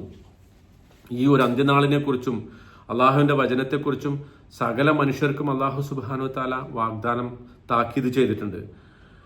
ദജ്ജാലിന്റെ ഒരു കാലഘട്ടം ഇരിക്കുന്നുണ്ട് എന്നുള്ളത് അള്ളാഹുവിന്റെ ഒരു പ്രോമിസാണ്. ആ ഒരു വാഗ്ദാനത്തോട് നമ്മളിങ്ങനെ പതുക്കെ പതുക്കെ അടുത്തുകൊണ്ടിരിക്കുകയാണ്. ആ ഒരു ഫിത്ന നമ്മുടെ മുമ്പിൽ എന്നത്തെക്കാളും ഇങ്ങനെ ഉച്ചത്തിൽ ദജ്ജാലിന്റെ ഫിത്ന നമ്മുടെ മുന്നിൽ ഇങ്ങനെ മുഴങ്ങിക്കൊണ്ടിരിക്കുകയാണ് അല്ലേ. പ്രവർത്തനങ്ങളെ ബ്യൂട്ടിഫൈ ചെയ്ത് ദജ്ജാൽ കാണിക്കൂ എന്ന് പറയുമ്പോൾ ഇന്നിപ്പോൾ നോക്കൂ, എല്ലാ വൃത്തികേടുകളും ബ്യൂട്ടിഫൈ ചെയ്ത് വരുന്ന ഒരു കാലഘട്ടത്തിലല്ല നമ്മൾ ജീവിക്കുന്നത്. ആലോചിച്ച് നോക്കൂ, നമ്മളൊന്ന് പുറത്തിറങ്ങിയാൽ ആളുകൾ പണ്ട് കാലത്ത് ഒരു 10 കൊല്ലം മുമ്പ് ചെയ്യാൻ മടിച്ചിരുന്ന സംഗതി ഇന്നിപ്പോൾ ആളുകൾ ചെയ്യുന്നു. ഇപ്പൊ നമ്മൾ ആലോചിച്ച് നോക്കും, നമ്മളാരെങ്കിലും ഈ ഇരിക്കുന്ന ആളുകൾ, ഇപ്പൊ ഇവിടെ ഈ ക്ലാസ്സിലിരിക്കുന്ന ആളുകൾ ആരെങ്കിലും അവരുടെ പ്രായപൂർത്തിയായ പെൺകുട്ടികളുടെ ഫോട്ടോ ഒരു സ്ട്രീറ്റിൽ കൊണ്ടുപോയി പ്രദർശിപ്പിക്കുമോ? നല്ല വസ്ത്രം ധരിച്ചതായിക്കോട്ടെ, നല്ല വസ്ത്രം, ഞാനൊരു എക്സാമ്പിൾ പറയാട്ടോ, ഒരു എക്സാമ്പിൾ. നമ്മുടെ പ്രായപൂർത്തിയായ പെൺമക്കളുടെ ഫോട്ടോ എടുത്തിട്ട് നമ്മളൊരു സ്ട്രീറ്റിൽ കൊണ്ടുപോയി ഇങ്ങനെ പ്രദർശിപ്പിക്കുമോ? ഒരു അത്യാവശ്യം മാന്യതയുള്ളവർ ചെയ്യൂല. പക്ഷെ അതേ നമ്മൾ ആ ഫോട്ടോ ഫേസ്ബുക്കിലിടോ, ആ ഫോട്ടോ അല്ലെങ്കിൽ ആ വീഡിയോ ഇൻസ്റ്റഗ്രാമിലിടുമോ? അത് തെരുവിനേക്കാളും ഭീകരമല്ലേ അത്? അപ്പോൾ ഞാൻ പറയുന്നത്, ഈ നമ്മുടെ പ്രവർത്തനങ്ങളെ നമുക്ക് ഒരു 10 കൊല്ലം മുമ്പ് നമ്മൾ ചെയ്യാത്ത സംഗതികൾ ഇന്നിപ്പോൾ നമ്മളുടെ മുമ്പിൽ ബ്യൂട്ടിഫൈ ചെയ്ത് കാണിക്കുകയാണ്. അത് ദജ്ജാലിന്റെ അടയാളങ്ങളിൽ പെട്ടതാണ്. ദജ്ജാൽ അങ്ങനെയാണ് ചെയ്യുന്നതാണ് പറയുന്നത്. നമ്മുടെ പ്രവർത്തനങ്ങൾ നമുക്ക് ചെയ്യുന്നത് തെറ്റാണെങ്കിൽ പോലും അത് ബ്യൂട്ടിഫൈ ചെയ്ത്, ഞാൻ അതിൻ്റെ അത് ധാർമ്മികമാണോ അധാർമികമാണോ എന്നതിലേക്കല്ല കടക്കുന്നത്, മറിച്ച് അങ്ങനത്തെ ഒരു കാലഘട്ടമായി ഈ കാലഘട്ടം മാറിക്കൊണ്ടിരിക്കുന്നു എന്നതാണ്. പണ്ടൊരു കാലത്ത് നമ്മൾ പറയുന്ന, പരസ്യമായി തെരുവിലിരുന്ന് പറയാൻ മടിക്കുന്ന കാര്യങ്ങൾ ഇന്നിപ്പോൾ ആളുകൾ യൂട്യൂബിലിരുന്ന് പറയുന്നു അല്ലേ. എന്തൊക്കെയാ പറയുന്നത്? എന്നിട്ട് ഒരു ചെറിയ ചെറിയ വർത്താനം പറയുന്നതിനാണ് ഏറ്റവും കൂടുതൽ വ്യൂസ്, മില്യൺ കണക്കിന് വ്യൂസ് കിട്ടുന്നത് എന്തിനാ? ഭാര്യയും ഭർത്താവും അല്ലെങ്കിൽ കാമുകരും കാമുകയും ഇരുന്ന് പറയുന്ന സംഗതികൾക്ക് ഇങ്ങനെ ആളുകൾ ഉണ്ടായിക്കൊണ്ടിരിക്കുന്നു. ഇത് തന്നെയാണ് വാസ്തവത്തിൽ ദജ്ജാലിന്റെ പരീക്ഷണം. ഇത് തന്നെയാണ് ഈ ബ്യൂട്ടിഫൈ ചെയ്ത് കാണിക്കുന്നു ദജ്ജാൽ എന്ന് പറയുന്നതിന്റെ പരീക്ഷണം. അതാണ്. ഓക്കെ, അപ്പം ശരിക്കും അതാണ് ഈ ഒരു ആയത്ത് അല്ലാഹു സുബ്ഹാനഹു തആല ഈ ഇന്നാ ജഅൽനാ മാ അലൽ അർദി സീനത്തൻ ലഹ എന്ന് പറയുന്നതിന്റെ ഏറ്റവും പ്രധാനപ്പെട്ട ഉദ്ദേശം നമ്മൾ മനസ്സിലാക്കേണ്ട. പിന്നെ ഇനി ഇതിൻ്റെ അകത്ത് ഈ ഇബ്നു അശൂർ ഒരു പ്രധാനപ്പെട്ട ഒരു പോയിന്റ് പറഞ്ഞിട്ടുണ്ട്. ഇന്ന എന്ന് അള്ളാഹു പറഞ്ഞല്ലോ, നാം, തീർച്ചയായും നാം. അത് പ്രവാചകൻ സല്ലല്ലാഹു അലൈഹി വസല്ലമയോട് അള്ളാഹു സുബ്ഹാനഹു തആല ആവർത്തിച്ചു പറയുന്നുണ്ട്. ഇത് നാം, അള്ളാഹു തന്നെ സൃഷ്ടിച്ചതാണ്. അള്ളാഹു തന്നെയാണ് ഇതിനെ ബ്യൂട്ടിഫൈ ചെയ്തത്. ഇതിനെ പ്രലോഭിപ്പിക്കുന്നതാക്കിയതും അള്ളാഹുവാണ്. ആ പ്രലോഭനത്തിൽ മനുഷ്യർ വീണു പോകരുത്. അതൊരു ഈസി ആയിട്ടുള്ള ടെസ്റ്റ് അല്ല, ഇത്തിരി ടഫായിട്ടുള്ളൊരു ടെസ്റ്റാണ്.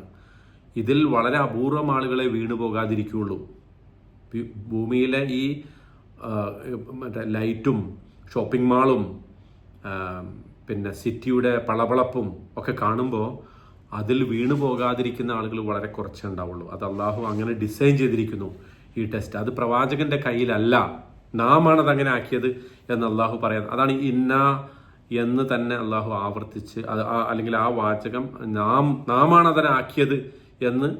ഇപ്പൊ ഇന്ന ജഅൽന എന്നതിൽ തന്നെ നാം ഉണ്ട് അല്ലെ, ജഅൽന എന്നതിൽ നാം ഉണ്ട്.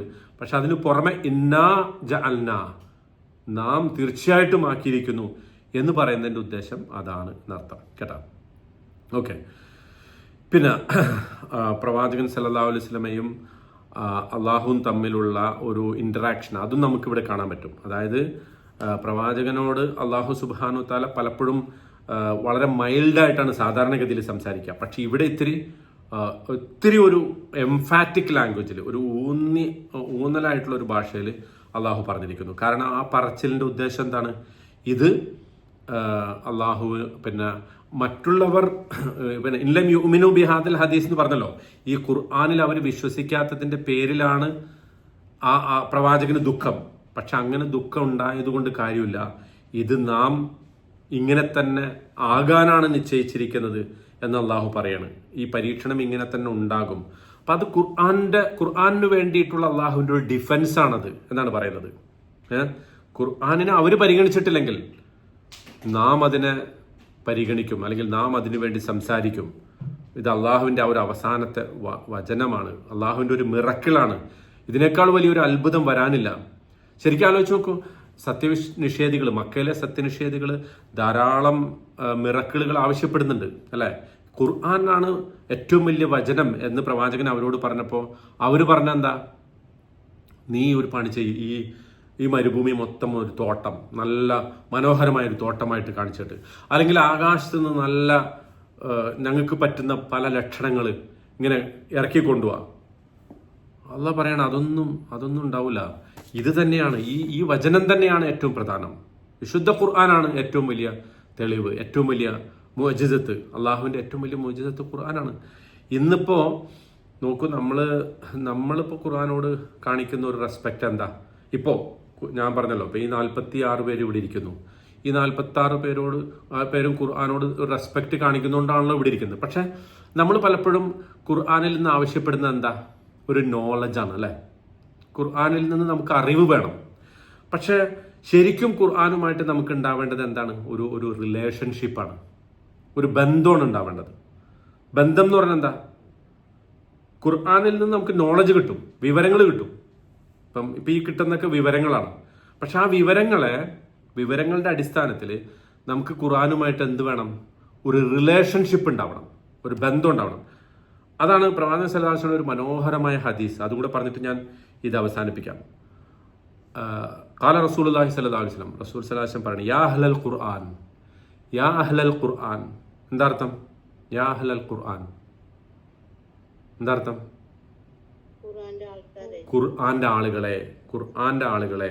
അഹ്ലുൽ ഖുർആൻ, ഖുർആന്റെ ബന്ധുക്കളെ. അഹ്ൽ എന്ന് പറഞ്ഞാൽ അഹ്ലുൽ ബൈത്ത്, ഖുർആന്റെ ബന്ധുക്കളെ. ലാ തതവസ്സദുൽ ഖുർആൻ, നിങ്ങൾ ഖുർആനിനെ ഒരു തലയണയാക്കരുത്. തതവസ്സദു എന്ന് പറഞ്ഞാൽ വിസാദത്ത്, കേട്ടോ? വിസാദ്, തലയണ എന്തിനുള്ളതാ? നമുക്കൊരു ഇത്തിരി വിശ്രമിക്കണമെന്ന് ഒന്ന് ചാരിക്കിടക്കാനുള്ളതാണ് തലയണ അല്ലേ. തല ഒന്ന് വിശ്രമിക്കാൻ കിടക്കാണ്. അങ്ങനെ നിങ്ങൾ ഖുർആനെ മാറ്റരുത് എന്ന് പറഞ്ഞാൽ, ഒന്നും ചെയ്യാനില്ലാത്തപ്പോൾ ഒന്ന് എടുത്തു വായിക്കാം. പള്ളിയിൽ ഇത്തിരി നേരത്തെ എത്തിപ്പെട്ട സ്ഥിതിക്ക് ഒന്ന് ഖുർആൻ വായിക്കാം. മഗ്രിബ് കഴിഞ്ഞാൽ ഒരു 2 പേജ് ഓതണമല്ലോ എന്ന് വിചാരിച്ചിട്ട് ഓതാം. അല്ലെങ്കിൽ ഇപ്പം എനിക്ക് ഭയങ്കര ടെൻഷനുണ്ട്, അപ്പോൾ ഒന്ന് ഇത്തിരി ഖുർആൻ ഓതിക്കളയാം. ഇപ്പം എനിക്കൊരു പ്രശ്നമുണ്ട്, ആ പ്രശ്നത്തിന് ഒരു പരിഹാരമായിട്ട് ഖുർആൻ. ഇങ്ങനെയല്ല ഖുർആനെ കാണേണ്ടത്. മറിച്ച് ഖുർആനോട് ഉണ്ടാവേണ്ടതാണ് വത്ലൂഹു ഹഖ്ഖ തിലാവതിഹി. നിങ്ങളതിനെ ഓതേണ്ട വിധം ഓതണം. തലായത്തിലു എന്ന് പറഞ്ഞാൽ ഓതുക എന്നുള്ളതല്ല കേട്ടോ, അതും ശരിക്ക് വായിക്കണം. തലായത്തിലു എന്ന് പറഞ്ഞാൽ പിന്തുടരുക എന്നാണ് ശരിക്കും അതിൻ്റെ അർത്ഥം. നിങ്ങൾ ഖുർആനിനെ പിന്തുടരേണ്ട വിധം പിന്തുടരണം. അത് പാരായണം ചെയ്തിട്ടാകാം, അർത്ഥം മനസ്സിലാക്കിയിട്ടാകാം, തദബ്ബുറാക്കിയിട്ടാകാം. അപ്പം നിങ്ങൾ ഏതെങ്കിലും ഒരു സന്ദർഭത്തിൽ പാരായണം ചെയ്യുന്ന, ആരെങ്കിലും മരിച്ചാൽ ഖുർആൻ എടുക്കുന്ന, നിങ്ങൾക്കൊരു അസുഖം വരുമ്പോൾ ഖുർആൻ എടുക്കുന്ന ഒരവസ്ഥ അല്ല വേണ്ടത്. മറിച്ച് നിങ്ങൾ കാറിലാകുമ്പോൾ, നിങ്ങൾ വീട്ടിൽ, നിങ്ങൾ കുക്ക് ചെയ്യുമ്പോൾ, നിങ്ങൾ നടക്കുമ്പോൾ, നിങ്ങൾ ലിഫ്റ്റിൽ ആയിരിക്കുമ്പോൾ, നിങ്ങൾ ക്ലിനിക്കിൽ കാത്തിരിക്കുമ്പോൾ, നിങ്ങൾ ട്രാഫിക് ലൈറ്റിൽ വണ്ടി നിർത്തുമ്പോൾ, അപ്പോഴൊക്കെ ഖുർആൻ നിങ്ങൾക്ക് 2 സൂറത്തെ അറിയുള്ളൂവെങ്കിലും ആ സൂറത്ത് നിങ്ങളുടെ മനസ്സിലിങ്ങനെ നിങ്ങൾ സംസാരിച്ചുകൊണ്ടിരിക്കുമ്പോൾ, കൂട്ടുകാരോടും വീട്ടുകാരോടൊക്കെ സംസാരിച്ചുകൊണ്ടിരിക്കുമ്പോൾ നമുക്ക് ഒരിക്കലും ചിന്തിക്കാൻ പറ്റാത്ത ഒരു സന്ദർഭമാണ് അത് അല്ലേ. ആളുകളുമായിട്ട് സംസാരിച്ച് കല്യാണ വീട്ടിൽ പോകുമ്പോൾ, ഈവൻ മരണ വീട്ടിൽ പോലും നമ്മൾ ഖുർആനെ കുറിച്ച് സംസാരിക്കാറില്ല. മരണ വീട്ടിൽ പോലും ആദ്യം ആ മയ്യത്തിനൊന്ന് കാണും, പിന്നെ വന്നിട്ട് എന്താ സംസാരിക്കുക? പിന്നെ വന്നിട്ട് നമ്മൾ ഭൗതിക കാര്യങ്ങളാണ് സംസാരിക്കുക. അപ്പൊ ഖുർആനോടുള്ള നമ്മുടെ കൺസെപ്റ്റിൽ വത്ലൂഹു ഹഖ്ഖ തിലാവതിഹി എന്ന് പറയുന്ന അതാണ്. മിൻ ആനാഇൽ ലൈലി വന്നഹാർ, രാവിന്റെയും പകലിന്റെയും മുഴുവൻ സമയങ്ങളിലും നിങ്ങൾ ഖുർആനിനെ എന്ന് പറഞ്ഞാൽ ഫുള്ളായിട്ട് ഖുർആൻ തന്നെ എന്ന അർത്ഥത്തിലല്ല, മറിച്ച് ഒരു ജീവിതത്തിന്റെ ഒരു നല്ലൊരു സമയത്തിൽ ഒന്നുകിൽ നിങ്ങൾ ഖുർആൻ പാരായണം, അല്ലെങ്കിൽ കുറച്ച് ഹിഫ്ദ്, അല്ലെങ്കിൽ കുറച്ച് ആലോചന, അല്ലെങ്കിൽ കുറച്ച് സംഭാഷണം, അല്ലെങ്കിൽ കുറച്ച് ചിന്ത. ഏതർത്ഥത്തിലും അങ്ങനത്തെ ഒരു റിലേഷൻഷിപ്പാണ് ഖുർആനായിട്ട് വേണ്ടത്. ഖുർആനിൽ നിന്ന് നോളജ് അല്ല വേണ്ടത്, ഖുർആനുമായിട്ടുള്ള റിലേഷൻഷിപ്പ്. വ അഫ്ഷൂഹു, നിങ്ങളതിനെ പ്രചരിപ്പിക്കുക. വ തഗന്നൗഹു, നിങ്ങളതിനെ മധുരമായി പാരായണം ചെയ്യുക. നല്ല റിതമിക്കായിട്ട് പാരായണം ചെയ്യുക. നിങ്ങൾക്ക് എത്ര റിതമുണ്ടോ, എല്ലാവരുടെയും ഒരേ ശബ്ദമായിരിക്കില്ല, എല്ലാവർക്കും ഒരേ താളത്തിൽ പാരായണം ചെയ്യാൻ പറ്റില്ല. പക്ഷെ നിങ്ങൾക്ക് എത്രമാത്രം താളത്തിലും ഈണത്തിലും പാരായണം ചെയ്യാൻ പറ്റുമോ അങ്ങനെ പാരായണം ചെയ്യണം. തദബ്ബറു, നിങ്ങൾ അതിനെക്കുറിച്ച് ചിന്തിക്കുക. മാഫിഹി, അതിലുള്ളതിനെക്കുറിച്ച്. ലഅല്ലക്കും തുഫ്ലിഹൂൻ, അതിലാണ് നിങ്ങൾക്ക് വിജയം. ഹുവ ഖൈറും മിമ്മാ യജ്മഊൻ എന്നുകൂടി പറഞ്ഞിട്ടുണ്ട്. നിങ്ങൾ കളക്ട് ചെയ്തുകൊണ്ടിരിക്കുന്ന മറ്റുള്ളതിനേക്കാളൊക്കെ ഏറ്റവും ഉത്തമം അതാണ്. ആളുകൾ പലതും കളക്ട് ചെയ്യും അല്ലേ. ചിലർ പണം കളക്ട് ചെയ്തുകൊണ്ടിരിക്കുന്നു, ചിലർ പണ്ടൊക്കെ സ്റ്റാമ്പ് കളക്ട് ചെയ്യും, പിന്നെ ചിലർ കോയിൻ കളക്ട് ചെയ്യും. ഇപ്പം പല വിചിത്രമായ സംഗതികൾ ആളുകൾ കളക്ട് ചെയ്യുക. ഇന്നാളുണ്ട് ഒരാൾ പിന്നെ ബോർഡിംഗ് പാസുകൾ കളക്ട് ചെയ്യുന്ന ഒരാൾ, അതൊരു ഹോബിയാണ് അയാൾക്ക്. യാത്ര ചെയ്തിട്ടുള്ള എല്ലാ ബോർഡിംഗ് പാസും ഉണ്ട് മൂപ്പരടുത്ത്. പക്ഷെ നമ്മളാരെങ്കിലും ഖുർആൻ കളക്ട് ചെയ്യാറുണ്ടോ? ഖുർആൻ കളക്ട് എങ്ങനെ കളക്ട് ചെയ്യുക? മനസ്സിൽ ഖുർആനെ കുറിച്ചുള്ള ചിന്ത കളക്ട് ചെയ്യുക. ഹുവ ഖൈറും മിമ്മാ യജ്മഊൻ, നിങ്ങൾ ഒരുക്കൂട്ടിക്കൊണ്ടിരിക്കുന്ന സകലതിനേക്കാളും ഉത്തമം അതാണ്. നിങ്ങളുടെ വിജയത്തിൻ്റെ വഴി അതാണ്. Best collection, best success. ഇന്നിപ്പോൾ സക്സസിനെ കുറിച്ചാണ് എല്ലാവരും പറയുന്നത് അല്ലേ.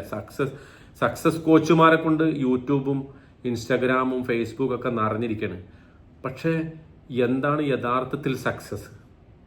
ഈ ഒരൊറ്റ ഹദീസ് നമ്മളിപ്പോൾ ഫോളോ ചെയ്യുമെങ്കിൽ, ഖുർആനുമായിട്ട് നമുക്കൊരു റിലേഷൻഷിപ്പ് ഉണ്ടാവുമെങ്കിൽ, വെറും നോളജ് അല്ല, വെറും ഹിഫ്ള് അല്ല, വെറും തിലാവത്തല്ല, വെറും അർത്ഥ പഠനവോ ഇതൊന്നുമല്ല, ഖുർആൻ ക്ലാസ്സും അല്ല, മറിച്ച് നമ്മളുമായിട്ടുള്ള ബന്ധം.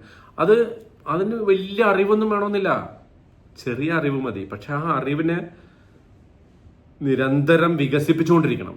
നിങ്ങൾ ഒരു ദിവസം ഒരായത്തിൻ്റെ ഒരു കഷ്ണം, ഒരു പദമെങ്കിലും എനിക്ക് ഖുർആനിൽ നിന്ന് പഠിക്കണം. അത് എൻ്റെ ഒരു ജീവിതത്തിൻ്റെ ഒരു ലക്ഷ്യമായിട്ട് മാറണം. എന്നിട്ട് അതുമായിട്ടുള്ള ബന്ധം ഞാനിങ്ങനെ പുതുക്കിക്കൊണ്ടിരിക്കണം. ഇങ്ങനെ നമ്മൾ ചെയ്യുമെങ്കിൽ അതാണ് ശരിക്കും ഖുർആനുമായിട്ടുള്ള യഥാർത്ഥത്തിലുള്ള റിലേഷൻഷിപ്പ് എന്ന് പറഞ്ഞാൽ അതാണ്. അവിടെയാണ് വിജയം. മറ്റെല്ലാ വിജയങ്ങളും ഭൗതികമായി നമ്മൾ ഒരുപാട് വിജയിച്ചേക്കാം. മറ്റെല്ലാ വിജയത്തിൻ്റെ കഥകളൊക്കെ കേൾക്കുമ്പോൾ, വിജയത്തിൻ്റെ മന്ത്രങ്ങളൊക്കെ നമ്മൾ പഠിക്കുമ്പോൾ നമുക്കൊരുപാട് വിജയമന്ത്രങ്ങൾ കിട്ടിയേക്കാം. പക്ഷേ അന്തിമമായ വിജയം ഈ ഖുർആനിലാണ്. അത് പഠിക്കുന്നതിലാണ്, അത് മനസ്സിലാക്കുന്നതിലാണ്, അത് തദബ്ബുർ ചെയ്യുന്നതിലാണ്, അതുമായിട്ടുള്ള ഏറ്റവും നല്ലൊരു റിലേഷൻഷിപ്പ് ബിൽഡ് ചെയ്യുന്നതിലാണ് എന്ന് നമ്മൾ മനസ്സിലാക്കി കഴിഞ്ഞാൽ ദെൻ യു ആർ സക്സസ്ഫുൾ. അപ്പോഴാണ് യഥാർത്ഥത്തിൽ വിജയം പൂർത്തിയാവുക. അല്ലാഹു സുബ്ഹാനഹു വ തആല അതിന് നമ്മെ അനുഗ്രഹിക്കുമാറാകട്ടെ. എന്തെങ്കിലും കുറച്ച് നേരം വേണമെങ്കിൽ സംശയങ്ങളുണ്ടെങ്കിൽ ചോദിക്കാം ഇൻഷാ അല്ലാഹ്. ഉണ്ടോ?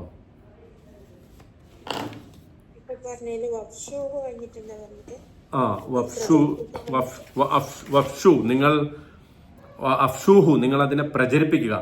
തഗന്നൗഹു, ഗന അല്ലേ, പാട്ട് എന്നാണ്. മ്യൂസിക്കിന് പറയുന്ന പേരാണ് ഗന. നിങ്ങൾ ഖുർആൻ കൊണ്ട് അതിനെന്ത് ചെയ്യുക?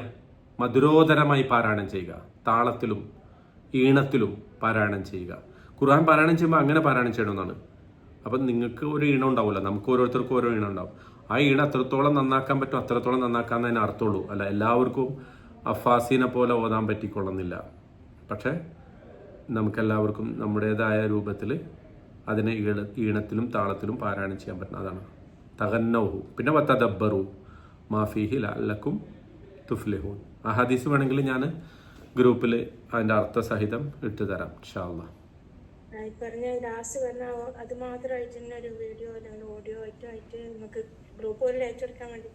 ഇൻഷാ അല്ലാഹ് അത് ഞാൻ സെപ്പറേറ്റ് ചെയ്യാം ഇൻഷാ അല്ലാഹ്. Anything else? ഓക്കെ.